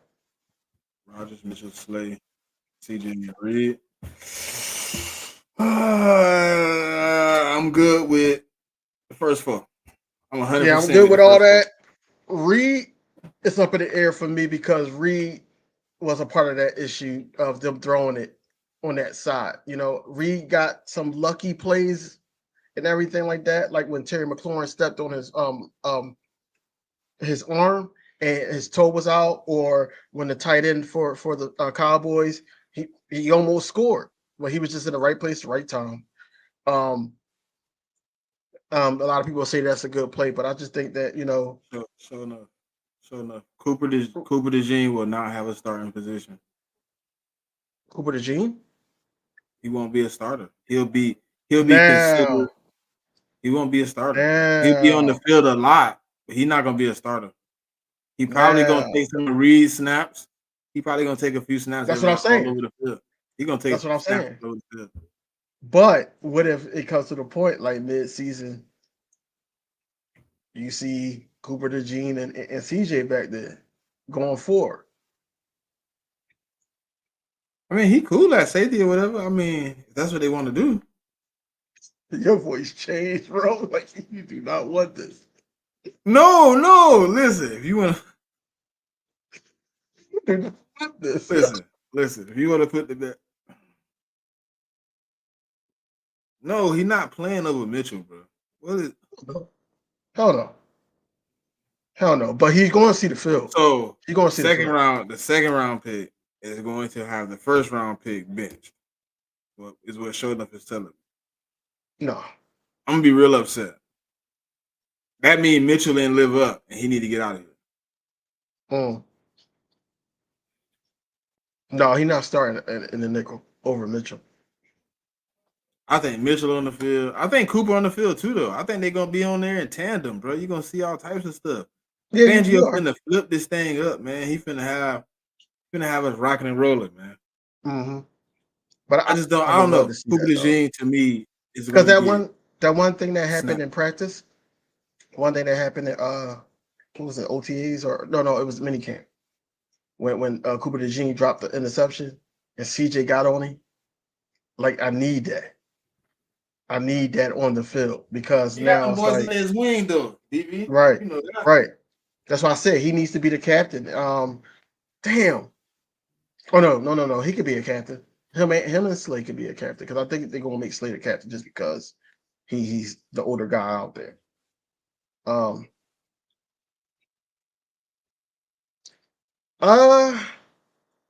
If it was up to me, honestly, No, I would. no, I would. I wouldn't. I would let them play and let the vets teach them. Like, hey, he's doing that. Do this. But we ain't gotta But figure it out season though, bro. I don't think it's a figure it out because they all dogs. So you telling me man. you gonna throw two rookies out there and say let's figure it out with No, Isaiah I Rodgers? said, So you got Quinion. So I say you got Isaiah on one side, Quinion on the other side, Cooper in the slot.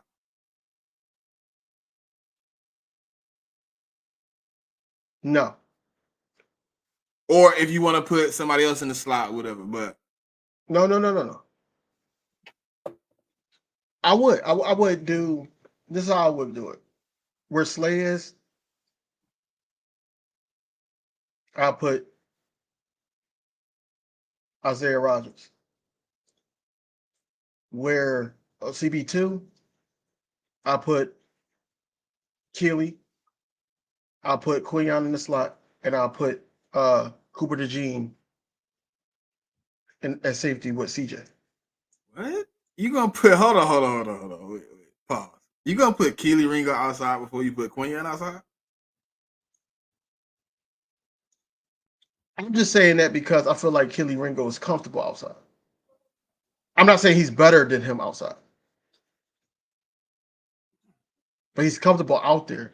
If we're gonna go that route, I don't think it's a smart idea. Young guys don't. well, so just say sometimes the young just guys say, do good. Some young guys do good, right? Sometimes you put them out there and they explode on the scene. Some of them go out there and get worked. They do because he got work. He got work. Yeah. But Keely and Eli. But they have some spark plays though. They have some. That's what I'm saying. They have some plays. Who would you have? Let's just say Slay's not on the team, James Bradbury on the team, but we still got all the cornerbacks that we got now. Who would you have out there? And Reed Blankenship is on the bench. Who would you have out there covering? Not named CJ Gardner-Johnson. What? I gotta take all them off the team? I said not net. No, CJ is on the team, but we know he's already a stone in the defense in the secondary. Okay. But I'm saying Reed is on the bench. Isaiah. Reed is on the bench. I got Quinion. I got Cooper. And the slot? Yeah. And I got Sidney up top. I knew he was gonna say Sidney. Come on, man. Don't play with me. You know where Sidney going, man. I knew he was gonna say Sidney, bro. Man. I don't trust. Hey, listen. I trust Sidney up top. I don't know about bringing him down in the box and having him doing all that too much. But I that's who I got. Honestly, man, if he plays up to par in the training camp and all that, I think they risk it be a practice squad guy, which is sad because I like him. The practice squad. It wouldn't even be no purpose. I don't need them to do nothing with Max, but get him out off the team. Him and Barry. I don't know what's taking so long. Bruh, he gonna be. I told you what he is, bruh. You ain't hear me? He the backup slot. He the backup safety. They need depth. They need depth, bro. He an insurance policy. Let's just be real. But Brandon, soon as you throw him on that practice squad, he gonna be on a new team just as fast as you put him there. but why? Like I was saying before, why can't Slay be that? What? An insurance policy. In What you mean? his last year as an Eagle, why can't he be an insurance policy? He don't got the problems that Mattis got though. Not But he's being worried about healthy, not being on but the field. but he's worried about his health. He was worried about his health last year because of the knee. He went and got the knee cleaned up. I give Slay the 50-50. Yes, I think Q is going to play the slot. I do, Niles. I think Q is going to be the starting Man, and slot. you see as soon as he got drafted, he said, "I'll play anywhere they want me to play." But what's it called when he got interviewed by Josh? Isaiah Rodgers said no outside. He said no. He said I'm out. He said I'm outside. So Isaiah Rodgers is going to be outside. I think Fangio gonna put Slay on the field. I agree with you, sure enough. I think for sure Fangio gonna be like, nah, he on the field. That's my guy. No, he's going to be on the field. He's going to be on the field now. That Chris Long interview with Slay, he said that he came and approached Vic about traveling with a wide receiver. Yeah, I seen that. He said it was more like just a conversation, just like letting them know, like, look, if you need me to, I'll travel, I'll follow. But Fangio, I don't. When I look at his defense, I haven't seen much of traveling anywhere, even with some of the, some of the. That was my next question. He is smart with how he does things, right? Mm-hmm. So he will. His defense is almost shifting. So like, you know how that receiver go in motion. There are rules and set. When he come across that set, the same thing we was gonna do on the other side, we finna bracket on this side. But he will double you. He will double a good receiver. He will take you out of the game and make somebody else kill him. He will do that. Right. And that's what it's going to be my next question. Like, what do you think of that fitting into the scheme? Because I've never seen that much in that scheme. That he has one guy just following. Yeah, he just has one guy traveling. I don't know if I think he will. Listen, he's a very knowledgeable coach. So I think if he talking to Slay and Slay say, look, can I try it? So let's try it. Let's figure it out. Listen, I watch Slay travel. I mean, I like him when he travels sometimes. I'm not against Slay being on the field. Like I know a lot of people are against Slay being on the field. I'm not against Slay being on the field, but I think if you put any of the three guys that we just said are going to be the cornerback in the travel situation, I think they work out well. Right. I think if you put Rodgers and say travel, if you put Quinyon and say travel, I think all those guys can work out well traveling. And Slay also. Random Aaron, do y'all think that if he is on the roster, talk about Maddox, do you think they try to protect him, or do y'all think that just for veteran leadership they have him out on the field and beginning of games? Because I want him to be on the bench. But then what do you do with like Tyler Hall, Sean Stevens, those type of guys? I think Tyler Hall is in the first rotation of corner slot right now. My personal opinion. All right, so you basically think that Maddox is just going to convert into a safety? In a way, yeah. And just be that third slot if they need it. But then Well, it depends on the They training camp want depth. because So I think that's kind of the biggest thing, DV. I think they want depth so bad they're gonna have a multitude of guys.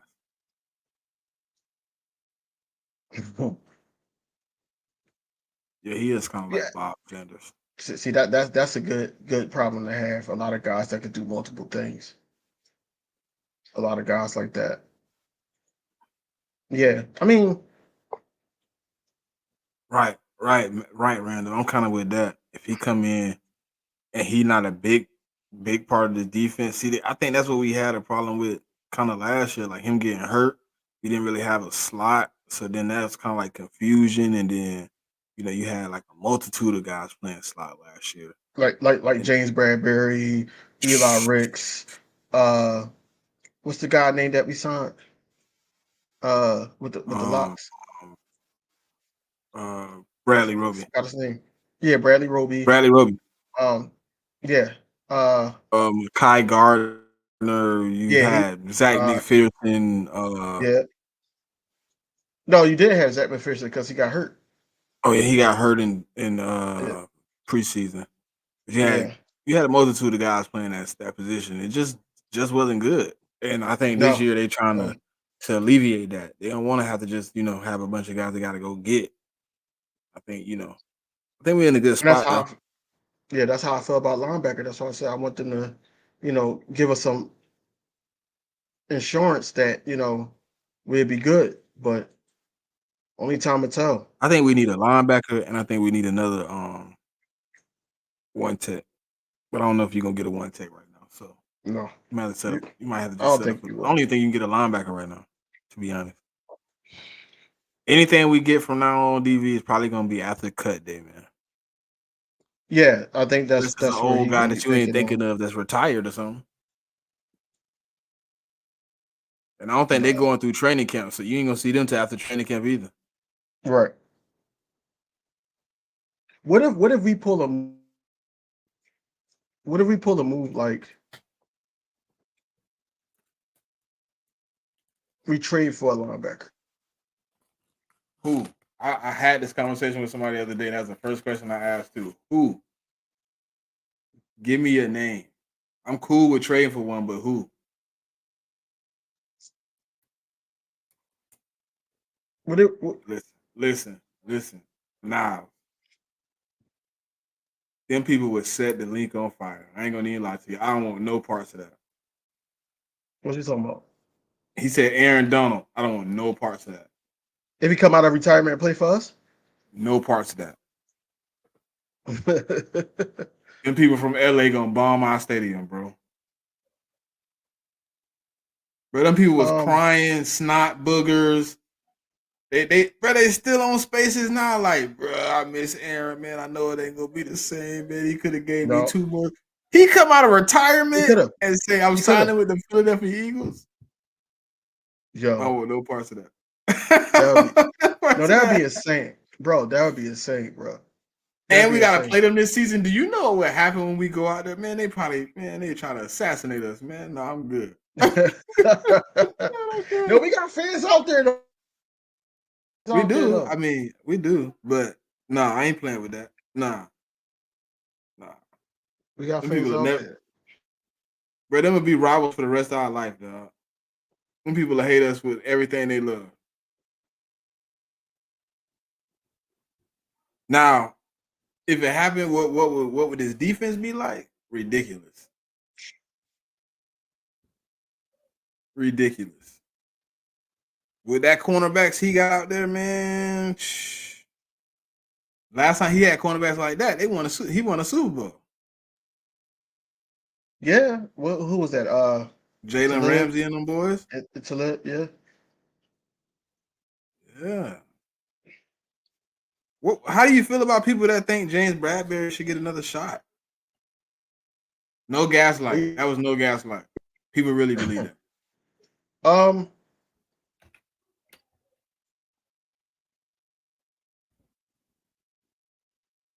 Nah. Because you double dipping on the same position. Um. Tells me that you know that this guy's an issue.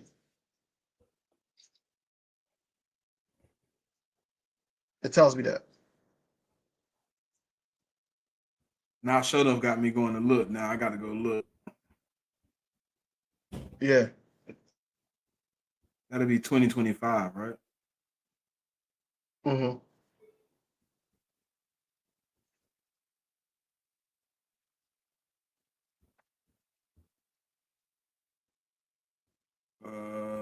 Let's see.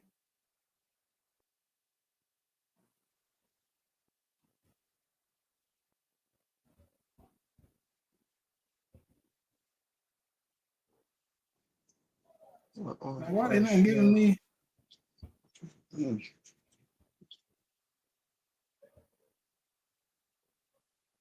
Do you think Christian Parker will have an impact on the defensive backs like the dude that's with the Ravens? I forgot his name.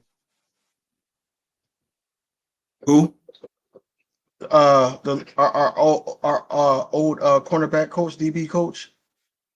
Oh, I know who you're talking about. Yeah. Okay, hold on. I got the linebackers now.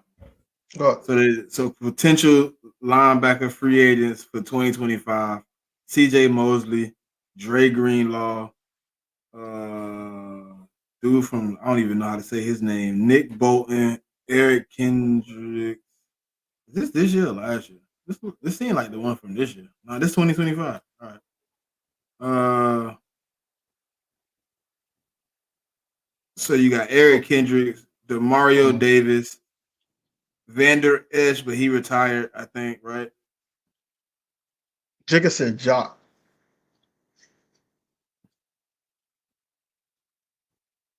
Jock who? This is the second time he said it.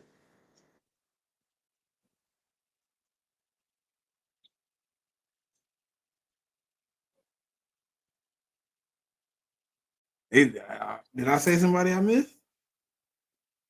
He said from the Browns. From the Browns? I think I know what they talking about. What's his name? He got a weird name. Right. Jermaine something.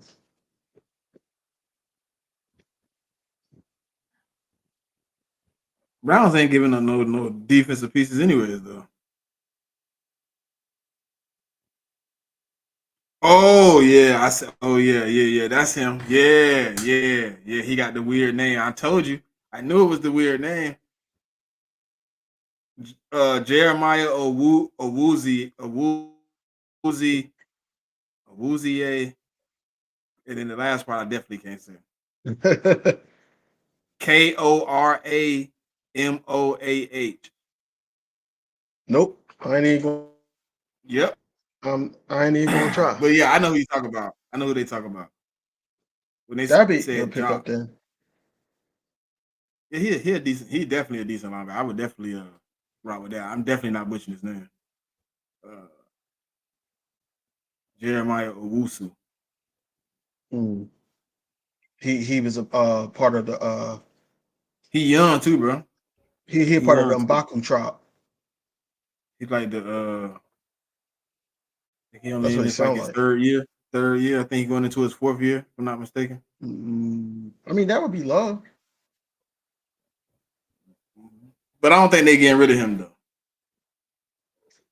If I'm not mistaken, he had a breakout season last year. I mean, it'd be dumb to get rid of him when he's young like that. I ain't miss. Ain't C.J. Mosley old?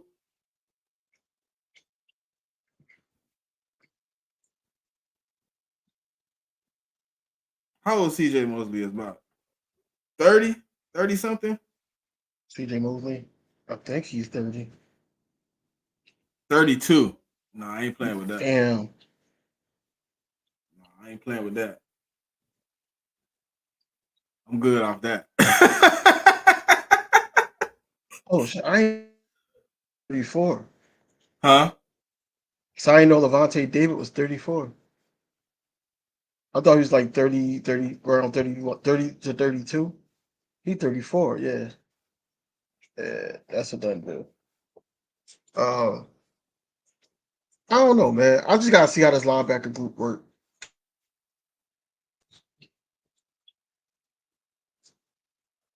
I think we're in a good spot though. I don't know, man. We need another linebacker, but I don't know where we get him from at this point. How we could pull it off though? If one person could pull off a linebacker out of nowhere, it would be Howie Roseman. Yeah, but look, like you said, it might come in those cuts. It might Yeah, come in. but you know what I've been saying since last year when they first started doing the little cuts. I thought it was gonna be like a multitude of players that get cut that probably shouldn't be cut. Any chance y'all think we resign White? He gotta have a breakout season. He gotta have the best No, you comeback. don't want to have the breakout season. No, he got to have a TJ Edwards No, S type season. like that, like that. Yeah, right. I don't want him He go too far. How we gonna be like? Have a good day. Hey, he getting that point where you got to pay him. How we gonna be like? Who on this team? And everybody, this is for everybody in the chat too. Yeah, Zach Cunningham still in the league. I don't know where he went though. I don't think he nowhere, if I'm not mistaken. Who on this Eagles roster right now? You'd be like shocked if they got cut on the roster right now, as we speak. Not the 53-man roster; it's the whole roster. If they got cut, you'd be like, "Damn, I didn't see that coming."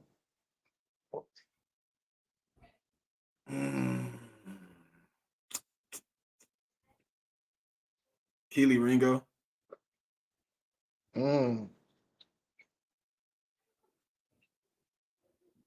It'd be shocking. Nah, he's still on a rookie deal. It got to be somebody else.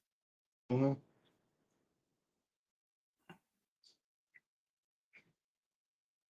Can't say him. I don't think that'll even. Be.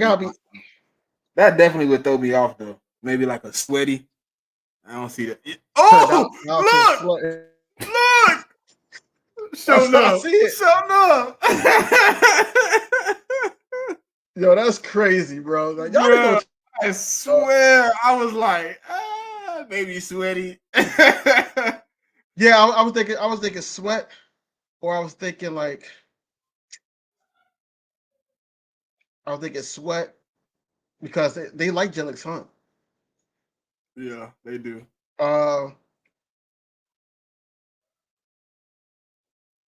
But I was also thinking Kenneth Gainwell. That was another one on my list. He was third though. It'd be a shocker though. That would be a shocker. They just paid him random. That's the only reason I ain't say Reed Blankenship too. No, I see him going to the bench though. I do see him going to the bench, but no, they ain't gonna cut him.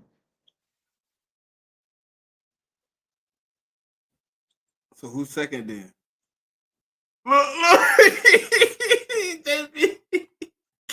Yo, like y'all just come out. I know what. Yeah, that'd be shocking. That'd be shocking. Even though I think we. I don't think it'll be a shocker though. It would be a shocker, dog. Like they don't want out of all the teams, out of both sides, special teams is safe. That was our damn consistency all year. What Covey? I guess I could agree with he'd be I don't think he'll be a big shocker, but he been putting in work. I think he deserves a shot. Now, I think him getting cut later in the season wouldn't be shocking, but coming out of training camp, him not making the roster would be shocking. Definitely. Yeah, we better not cut Pickett after giving him a third round pick. That's better crazy. Not cut Pickett after we gave him a third round pick.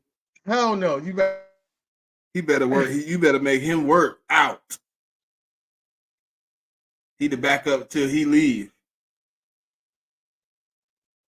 I think we looking at like teams like the Broncos or something like that to be like, yo, if Zach Wilson not working out, if the other guy not working out, look, we got a guy for y'all.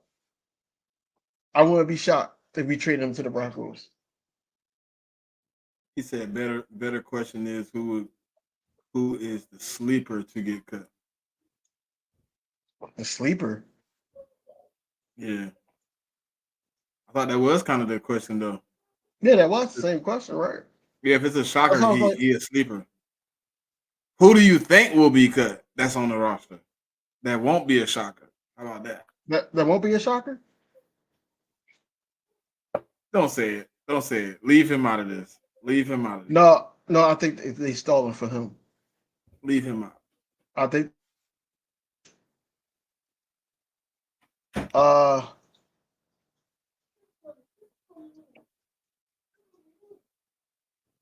And you said who won't be a shocker? Yeah, a guy you see on the roster, like I don't think he making it. Sure enough, said Matt Hennessy. I can see Matt. I definitely can see Matt. CJ. Huh?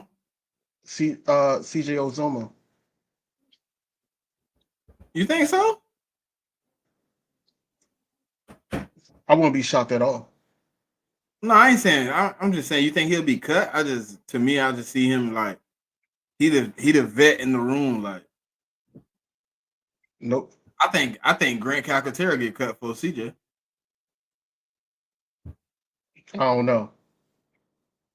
Grant can't get away from them concussions, bro. And Grant, yeah, I forgot he had concussions. Guy that's on the roster, I think is you know who I think it is. Marlon T. Rick's, yeah. Rick's is going decent.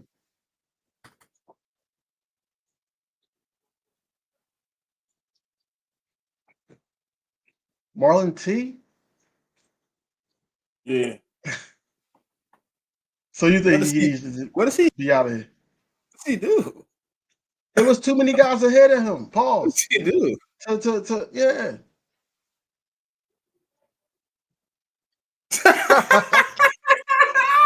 JB, I can take his snaps. Let me get Grant Calcaterra snaps, man. I could do those snaps. Because you know it's not gonna be Albert O. They just signed him back. Yeah, I know Albert O probably locked in. Ooh. Job is out. Rick's probably too. I think Joby probably be practice squad. Ain't nobody gonna poach him. Hell no. But they see they see potential in Rick. So Rick's will be they'll take Rick. They'll take Rick.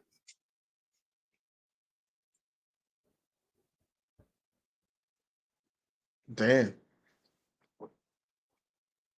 He said he cut Rasul Mm-hmm. and Sydney the same day. Mm-hmm. Who that? Sidney Jones, right? Yeah. Man, listen, it's a good situation we in though, bro. Let's be real. We sit here talking about we didn't even have to mention the first four. We could have just went to the guys that might be cut. We could have had an hour conversation on defense in the DB room alone. It's so many of them. Avante, James, who else? Probably Eli, probably Joby. Joe, that's 4. What about Zach? Probably cut. Bro, it's gonna be a lot of cut. Listen, the only people that look, the only reason you're not gonna get cut is because you're gonna end up on the practice squad. It's gonna be a lot of cornerbacks get cut, bro. It's just gonna be it's so many of them. We're gonna Eagle Nation, we're gonna hold his hand like a little kid. We're gonna walk him to the door, and then we're gonna turn around and walk away and leave him there waiting for the car to pick him up with his stuff. Well, you sit up there and say, yeah, we're going to try him at safety. But at the beginning of last season, we're going to try him in the slot. Y'all don't know what to do with this dude, bro. Because he's only good at one thing. Zone. Mm-hmm. That's it. You can't tackle. So I don't even know why you're trying him at safety. Especially on the same side that he had issues with. They're going to keep trying him. They tried the ball last year.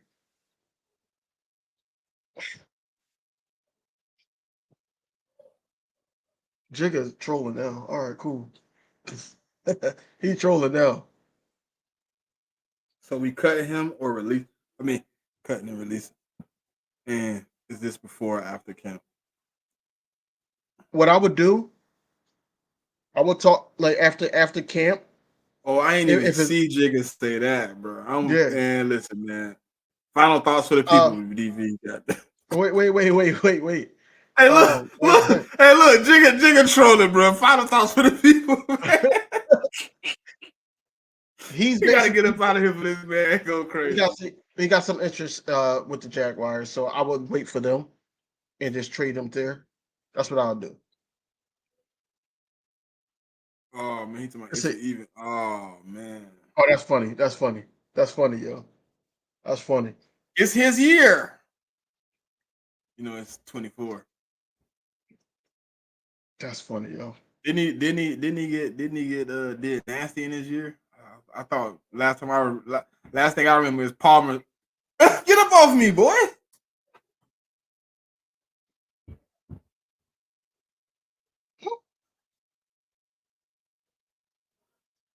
Huh? Was on what Higgs was talking about last offseason. You understand that? I understand that. I'm waiting for him to elaborate.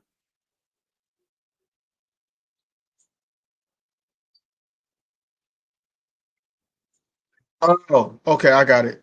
Are you talking about Because Bradbury? because when you put the N word, it does change it to Higgs. He must got an iPhone. No, he said Jigga. He was saying Jigga, and it turned into Higgs. Everybody was on what Jigga talking about the Bradbury Jigga. season. I thought he's put N word. Yeah. I already know. Listen, I said he had a. Listen, I didn't really have a prediction for his upcoming season, but I did tell people to put respect on the 2022 season. I did say that. Yeah, everybody said that. I had no inklings of what he was going to do in 2023 though. I thought we was in a Nobody. decent. Listen, hold on. Wasn't I against bringing him back? Wasn't I more CJ than Bradbury? Everybody. If you had to prefer one, we want the CJ back. I thought Everybody Bradbury wanted was CJ gone. back. To be honest, Shit.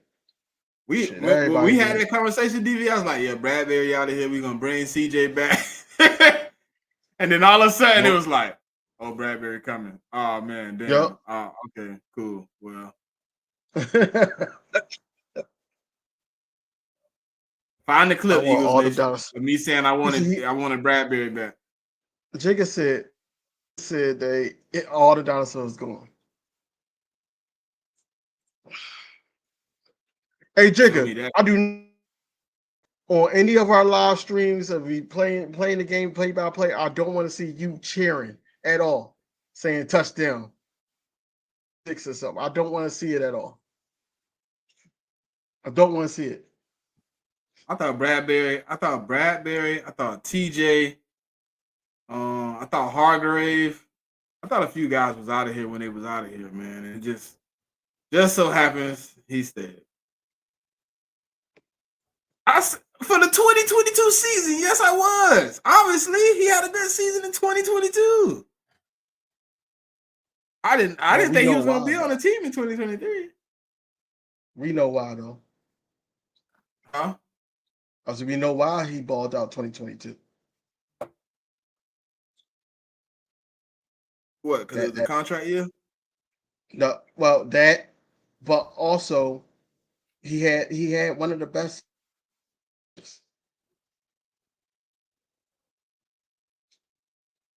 He had one of the best pass rushes, and then also CJ was on the. So that's why people say give him another chance, because to answer your question from earlier. You got to find that clip of me saying Bradbury's going to have an all-pro season again. Yo, if he dig this up, you got to dig it up out of the depths of dead, because that ain't never happened. I ain't gonna lie. I did stand on that 2020 season, though. I ain't gonna lie. I did stand on that 2022 season very hard. Hey, Jacob, don't do me like that, bro. Tossing no returns on that Slade jersey either. Don't do me like that, bro. At the Dollar Tree.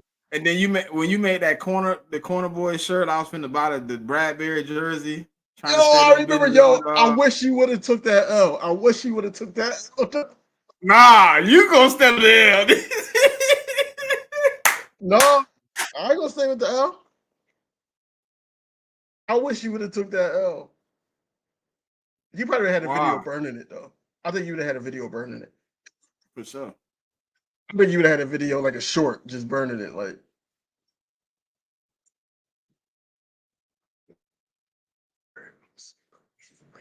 yeah, he was. You see, he got burnt by rookies. I don't want him on my team. I don't They think in keep saying, "Oh, 2022 season he was the weak link. 2022." No, it's Reed Blankenship in the secondary. And Devontae Maddox not being healthy. He could be the weak link if he wasn't there. That's the weak link. He supposed to be the starter then. How Yeah, you get man. hurt 2 times in one season? That's crazy. That's just wild. His old roommate and his buddy, he be doing that too. Ah, But see, I think he's gonna stay healthy this year. I'm ready for Tuesday, man. I ain't gonna lie. Y'all gonna be mad at me because Wednesday when I get on him be Smitty, man. Listen, that CFB that came out, man. It's like dope. I'm ready, boy. I'm ready. We're locked in, boy. You already pre-ordered? Yeah, pre-ordered. They done took my money and everything. I'm ready. I'm just ready for Tuesday. Well, I ain't gonna put everybody on the list, but you got it. No, I ain't get it yet. I can put you on the lick, man. You know what I'm saying? I'm gonna be playing way before everybody, man. You know what I'm saying? It's just, But you know, I got PlayStation though. it don't matter what you Cross. got. I ain't playing. Hey man, y'all ain't gonna want to play me, man. I ain't trying to lose my friends, man. I ain't trying to Look, lose man, my friends. too. But if I suck, I suck. I Why ain't you trying don't to think lose I my be friends. playing bad like that? I'm not really. I don't really care for Madden. Like I'm decent at Madden, but I'm not really care for Madden like that. I think college football always been better than Madden. I'm mad they got rid of it.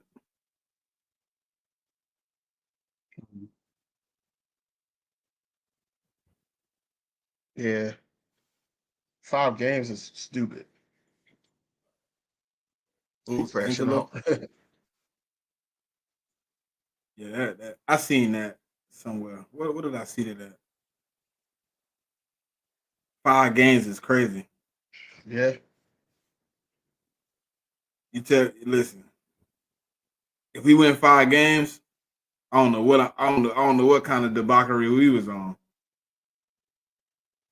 man. If we win 5 games, man, I think we going out like the Temptations. We might be going out like dude off of the 5 Heartbeats, man. Yeah, right, right.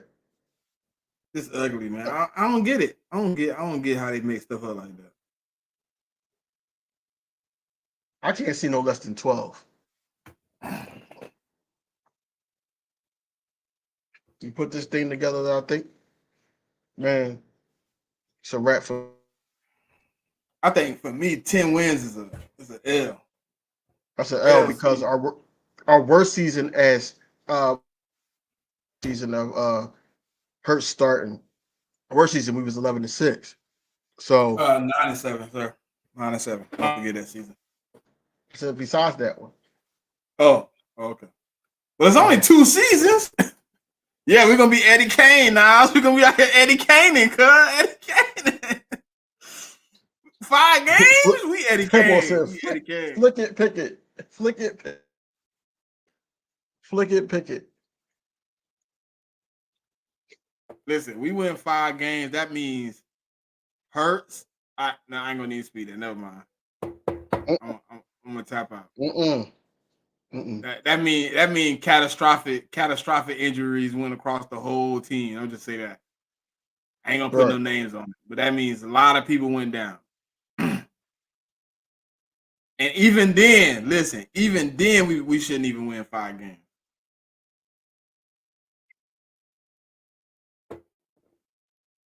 Yep. Nights like this, I wish That raindrops.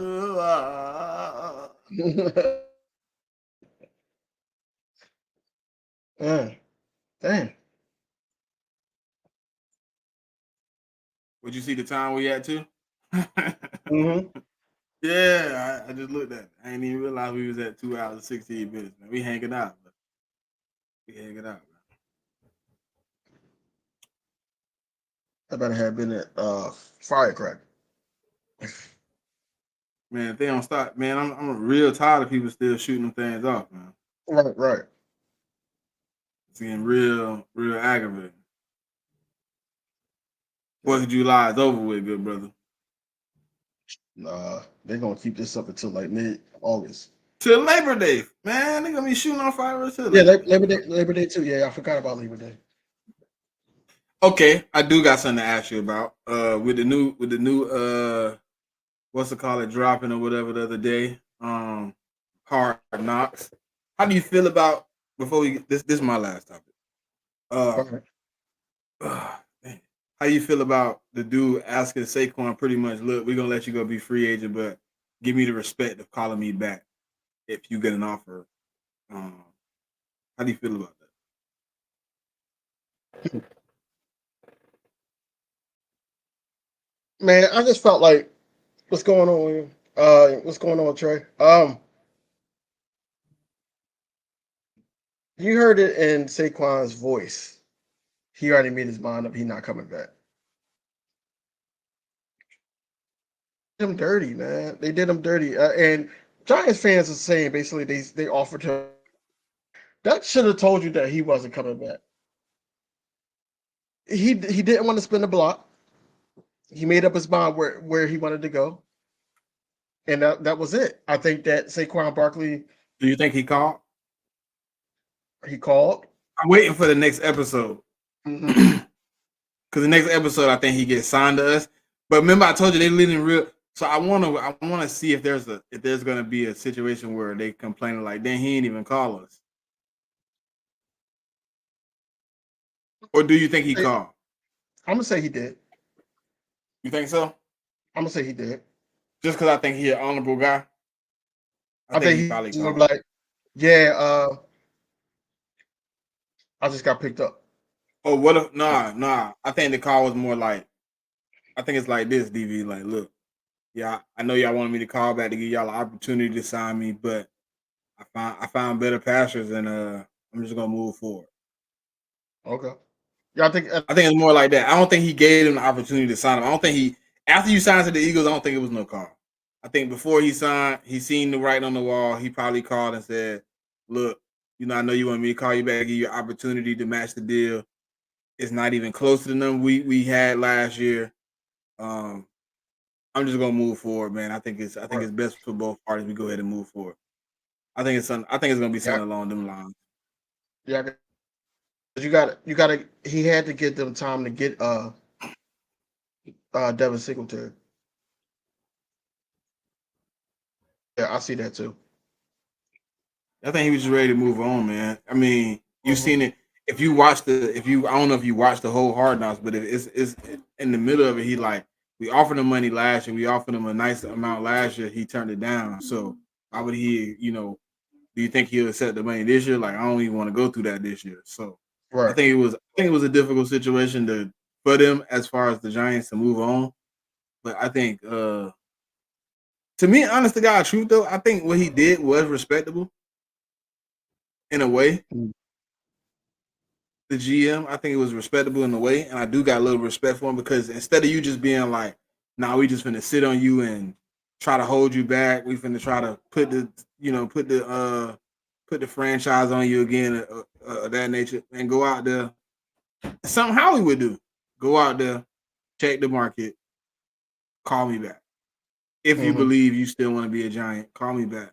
Let's see if we can work something out. Yeah, Hard Knocks. It's in episode 2, bro.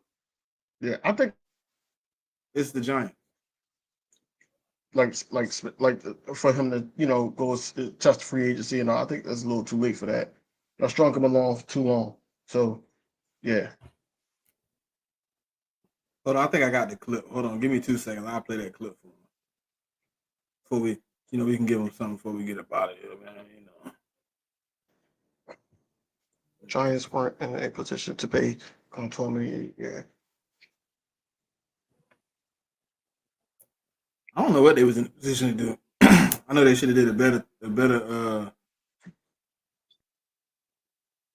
they should have did better about their players, man. They should have did better about that damn contract they gave Daniel Jones. Honestly, God, truth is a steal though. If he don't turn out this year, you just cut him and you don't lose any of the money. You lose any money? I thought Like after this year, he won't be on the cap. His guaranteed money ends at the end of this season. That's why they said they were all in. They can move off of him easy. It won't even be a headache. All right, Daniel, you didn't work out. Goodbye, good brother. Have a good day. We'll holler at you in whenever. Yeah, them Kenny Pickett. All right, let me see. Load this clip up.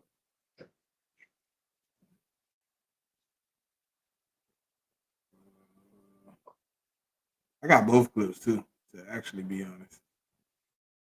I'll play the first one while I get the other one ready.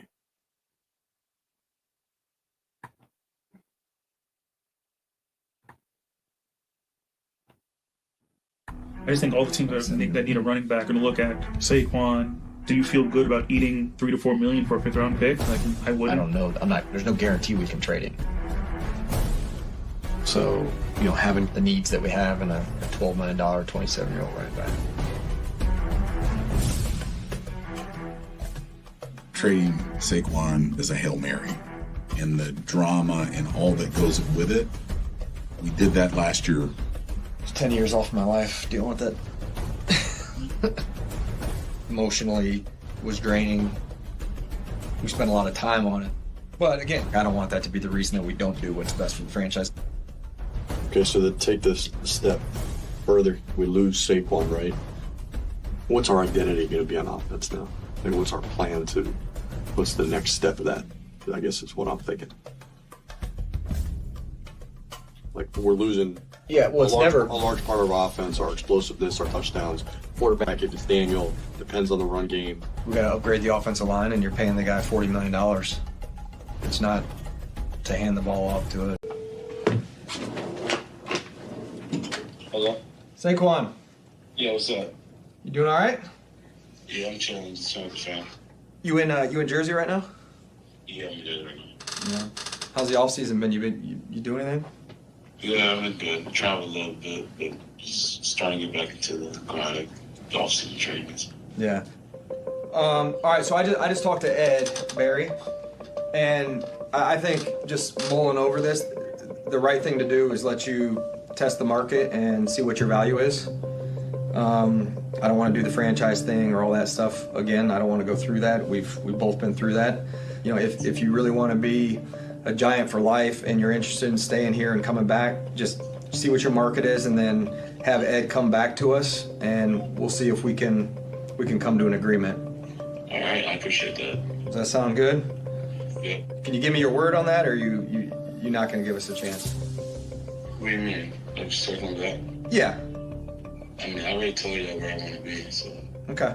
All right. Well, let's do that. We'll go out and see what the market says. I think it's the right thing to do. I love you, man. I appreciate everything you did for the organization. The 2 years I was here, and I'm not saying we're not going to get something done, but I think it's right if for some reason it doesn't work out, that you know that the organization thinks the world of you and everything you've done. But hopefully, you go out there, you see the market, and you say, you know what, I want to be here, and you give us a shout back. All right, I appreciate you. All right, Saquon, I'll talk to you. Yeah. All right, bye.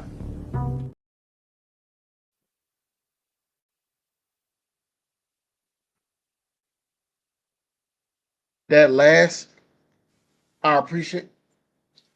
You can hear me? I can hear you now. Yeah. The last, I appreciate y'all. Told me everything I needed to know. Told me everything. No. I think he was genuine. That's why I said I think he called back. He said, I told y'all where I want to be. Yeah, that too. That last sentence did hit though, because he was like, "I appreciate y'all." Mm-hmm.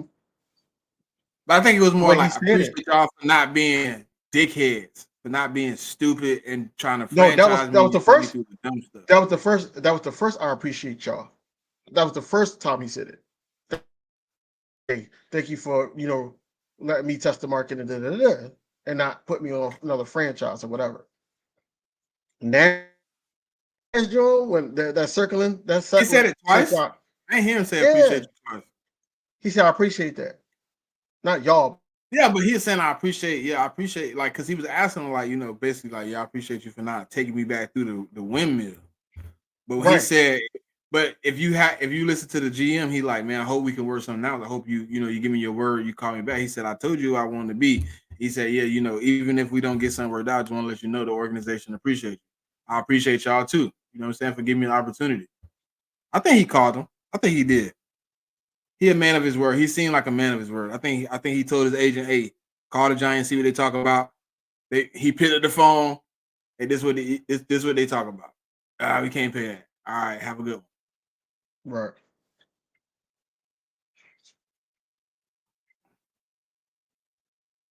But he did seem a little upset though, because I think he thought that was gonna be the money calling. Like when you heard he was like what, circling back? I think that irritated me.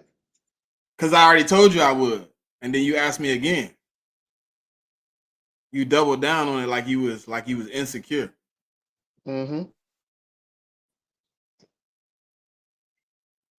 Oh man. Well, man, we at the 2 hour and 28-minute mark. What you got for the people, man? What you got coming out this week, man? I see you just dropped the video right before we got on. It's gonna be another video about the cornerback, the DB room. Just made the thumbnail, so I'm just trying to figure out. But it's gonna be funny as usual. So stay tuned for that. And I ain't really I'm gonna have a video coming out tomorrow, man. A little breakdown of what I see, man. Some things that I've been putting a little work in on. Other than that, man, it's business as usual, man. Check down, Inside the Nest, Birds of Broad Street Aftermath. We on Spotify. We active on Twitter. You can catch bro on TikTok, Facebook. He do all the extra stuff. I ain't on all that yet. I ain't on all that yet. You know what I'm saying? But I am gonna start building maybe a Instagram or something like that. With just Eagle stuff all over it, everywhere. Me and Eagle stuff. So we working on things, man. We trying to get things rolling up and get everybody caught up and acclimated before the training camp. So if you could, man, hit the subscribe, hit the like, comment, and if you got any suggestions about shows or things we should cover, here on this platform, man, you are part of the platform as well. So reach out. Suggestions are always welcome. So we trying to have some big things come for y'all, man. So please subscribe. If you subscribe, tell a friend to subscribe. You know what I mean? Just pass it on, man. We trying to build a community. You have all the people here, man. So we appreciate y'all for coming out, man. Another episode of Inside the Nest. Check us out on Spotify. Check us out on Twitter. Like, comment, subscribe, share with a friend. Until next time, y'all know what it is. Yo, what's going on, everybody, man? It's your boy King Dv, and I'm with my co-host Smitty. What's going on, bro? Man, it's love, man. Time for AJ Brown. Michael Carter the second. They don't know Jalen Hurts like we know Jalen Hurts. They was hanging on to Jalen Hurts. Until next time, man, y'all know what it is.